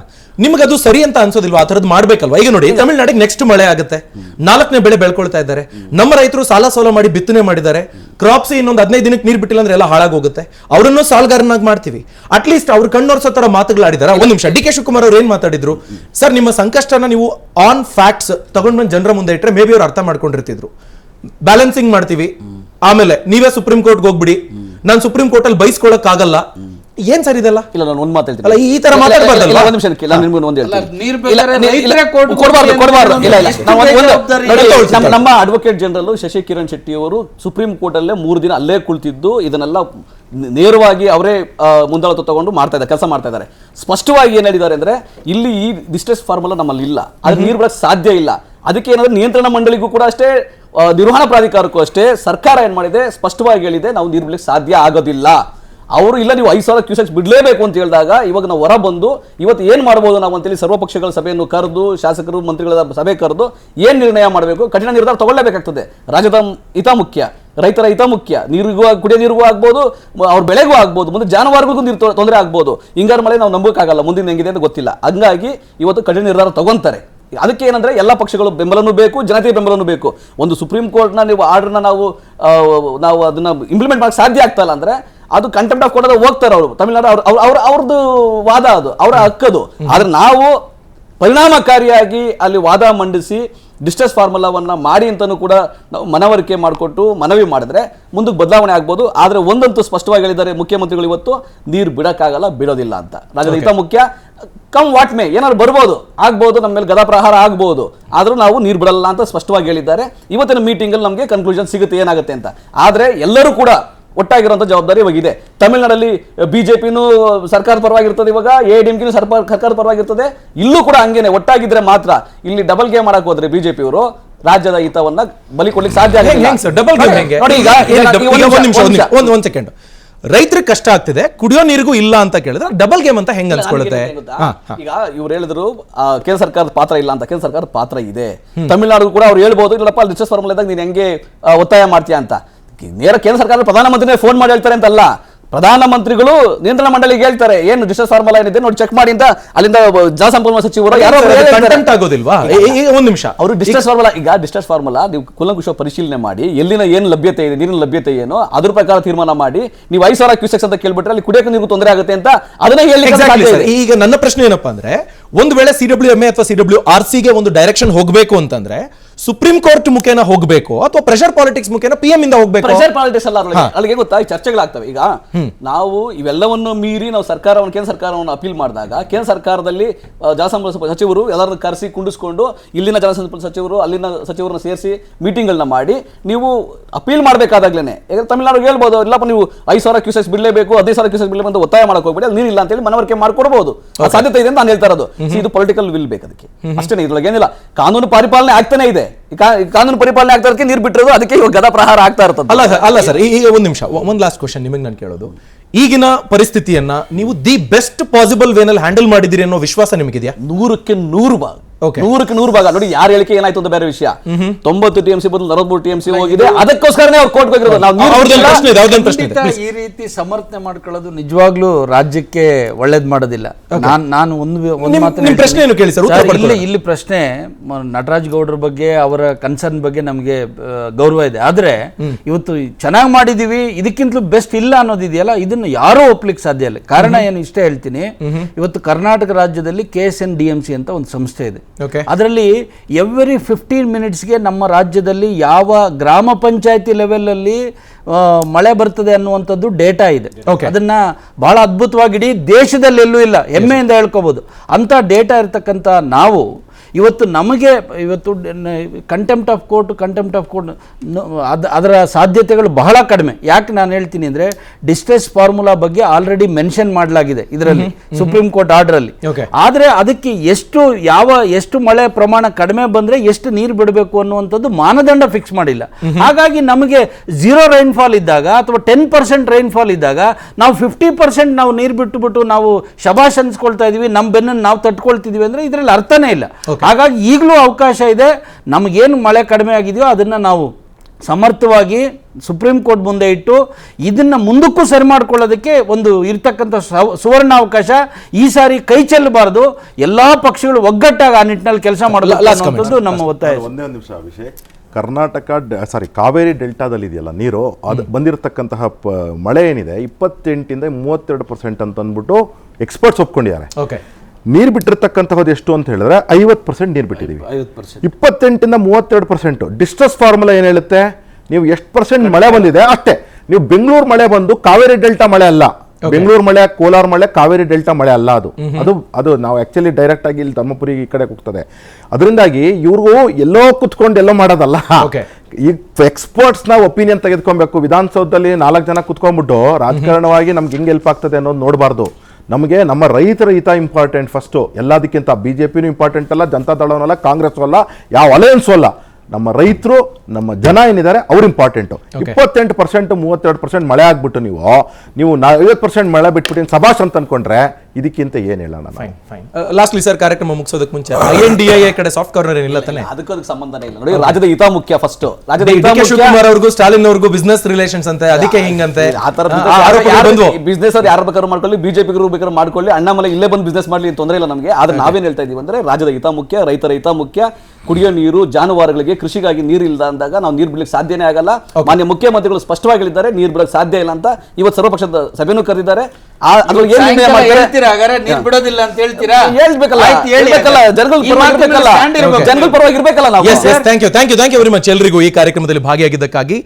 ಅರ್ಜುನಹಳ್ಳಿ ಪ್ರಸನ್ನ ಸರ್, ಅನಂತ ಧನ್ಯವಾದಗಳು ನಿಮ್ಮ ಸಮಯಕ್ಕಾಗಿ ಇಷ್ಟು ಹೊತ್ತು ಕಾರ್ಯಕ್ರಮದಲ್ಲಿ ಭಾಗಿಯಾಗಿದ್ದಕ್ಕೆ. ಸೊ ಅಲ್ಟಿಮೇಟ್ಲಿ ಈಗಿನ ಪರಿಸ್ಥಿತಿ, ತಮಿಳುನಾಡಿಗೆ ನೀರು, ಕರುನಾಡಿಗೆ ಕಣ್ಣೀರು. ಈ ಕಣ್ಣೀರನ್ನ ಒರೆಸುವಂತಹ ಕೆಲಸ ಈ ಆಲ್ ಪಾರ್ಟಿ ಮೀಟಿಂಗ್ ಆದ್ಮೇಲೆ ಆಗುತ್ತಾ? ಕಂಟಿನ್ಯೂಸ್ ಕವರೇಜ್ ಅಲ್ಲಿ ನಿಮ್ಮ ಮುಂದೆ ಮಾಹಿತಿನ ನಾವು ತಿಳಿಸ್ಕೊಡ್ತಾ ಹೋಗ್ತೀವಿ. ನೋಡ್ತೀರಿ ವಿಸ್ತಾರ ನ್ಯೂಸ್, ಇದು ನಿಖರ ಜನಪರ. ಪ್ರತಿ ಕ್ಷಣದ ಸುದ್ದಿಗಳಿಗಾಗಿ ವಿಸ್ತಾರ ನ್ಯೂಸ್ ಆಪ್ ಡೌನ್ಲೋಡ್ ಮಾಡಿ. ವಿಸ್ತಾರ ನ್ಯೂಸ್, ನಿಖರ ಜನಪರ.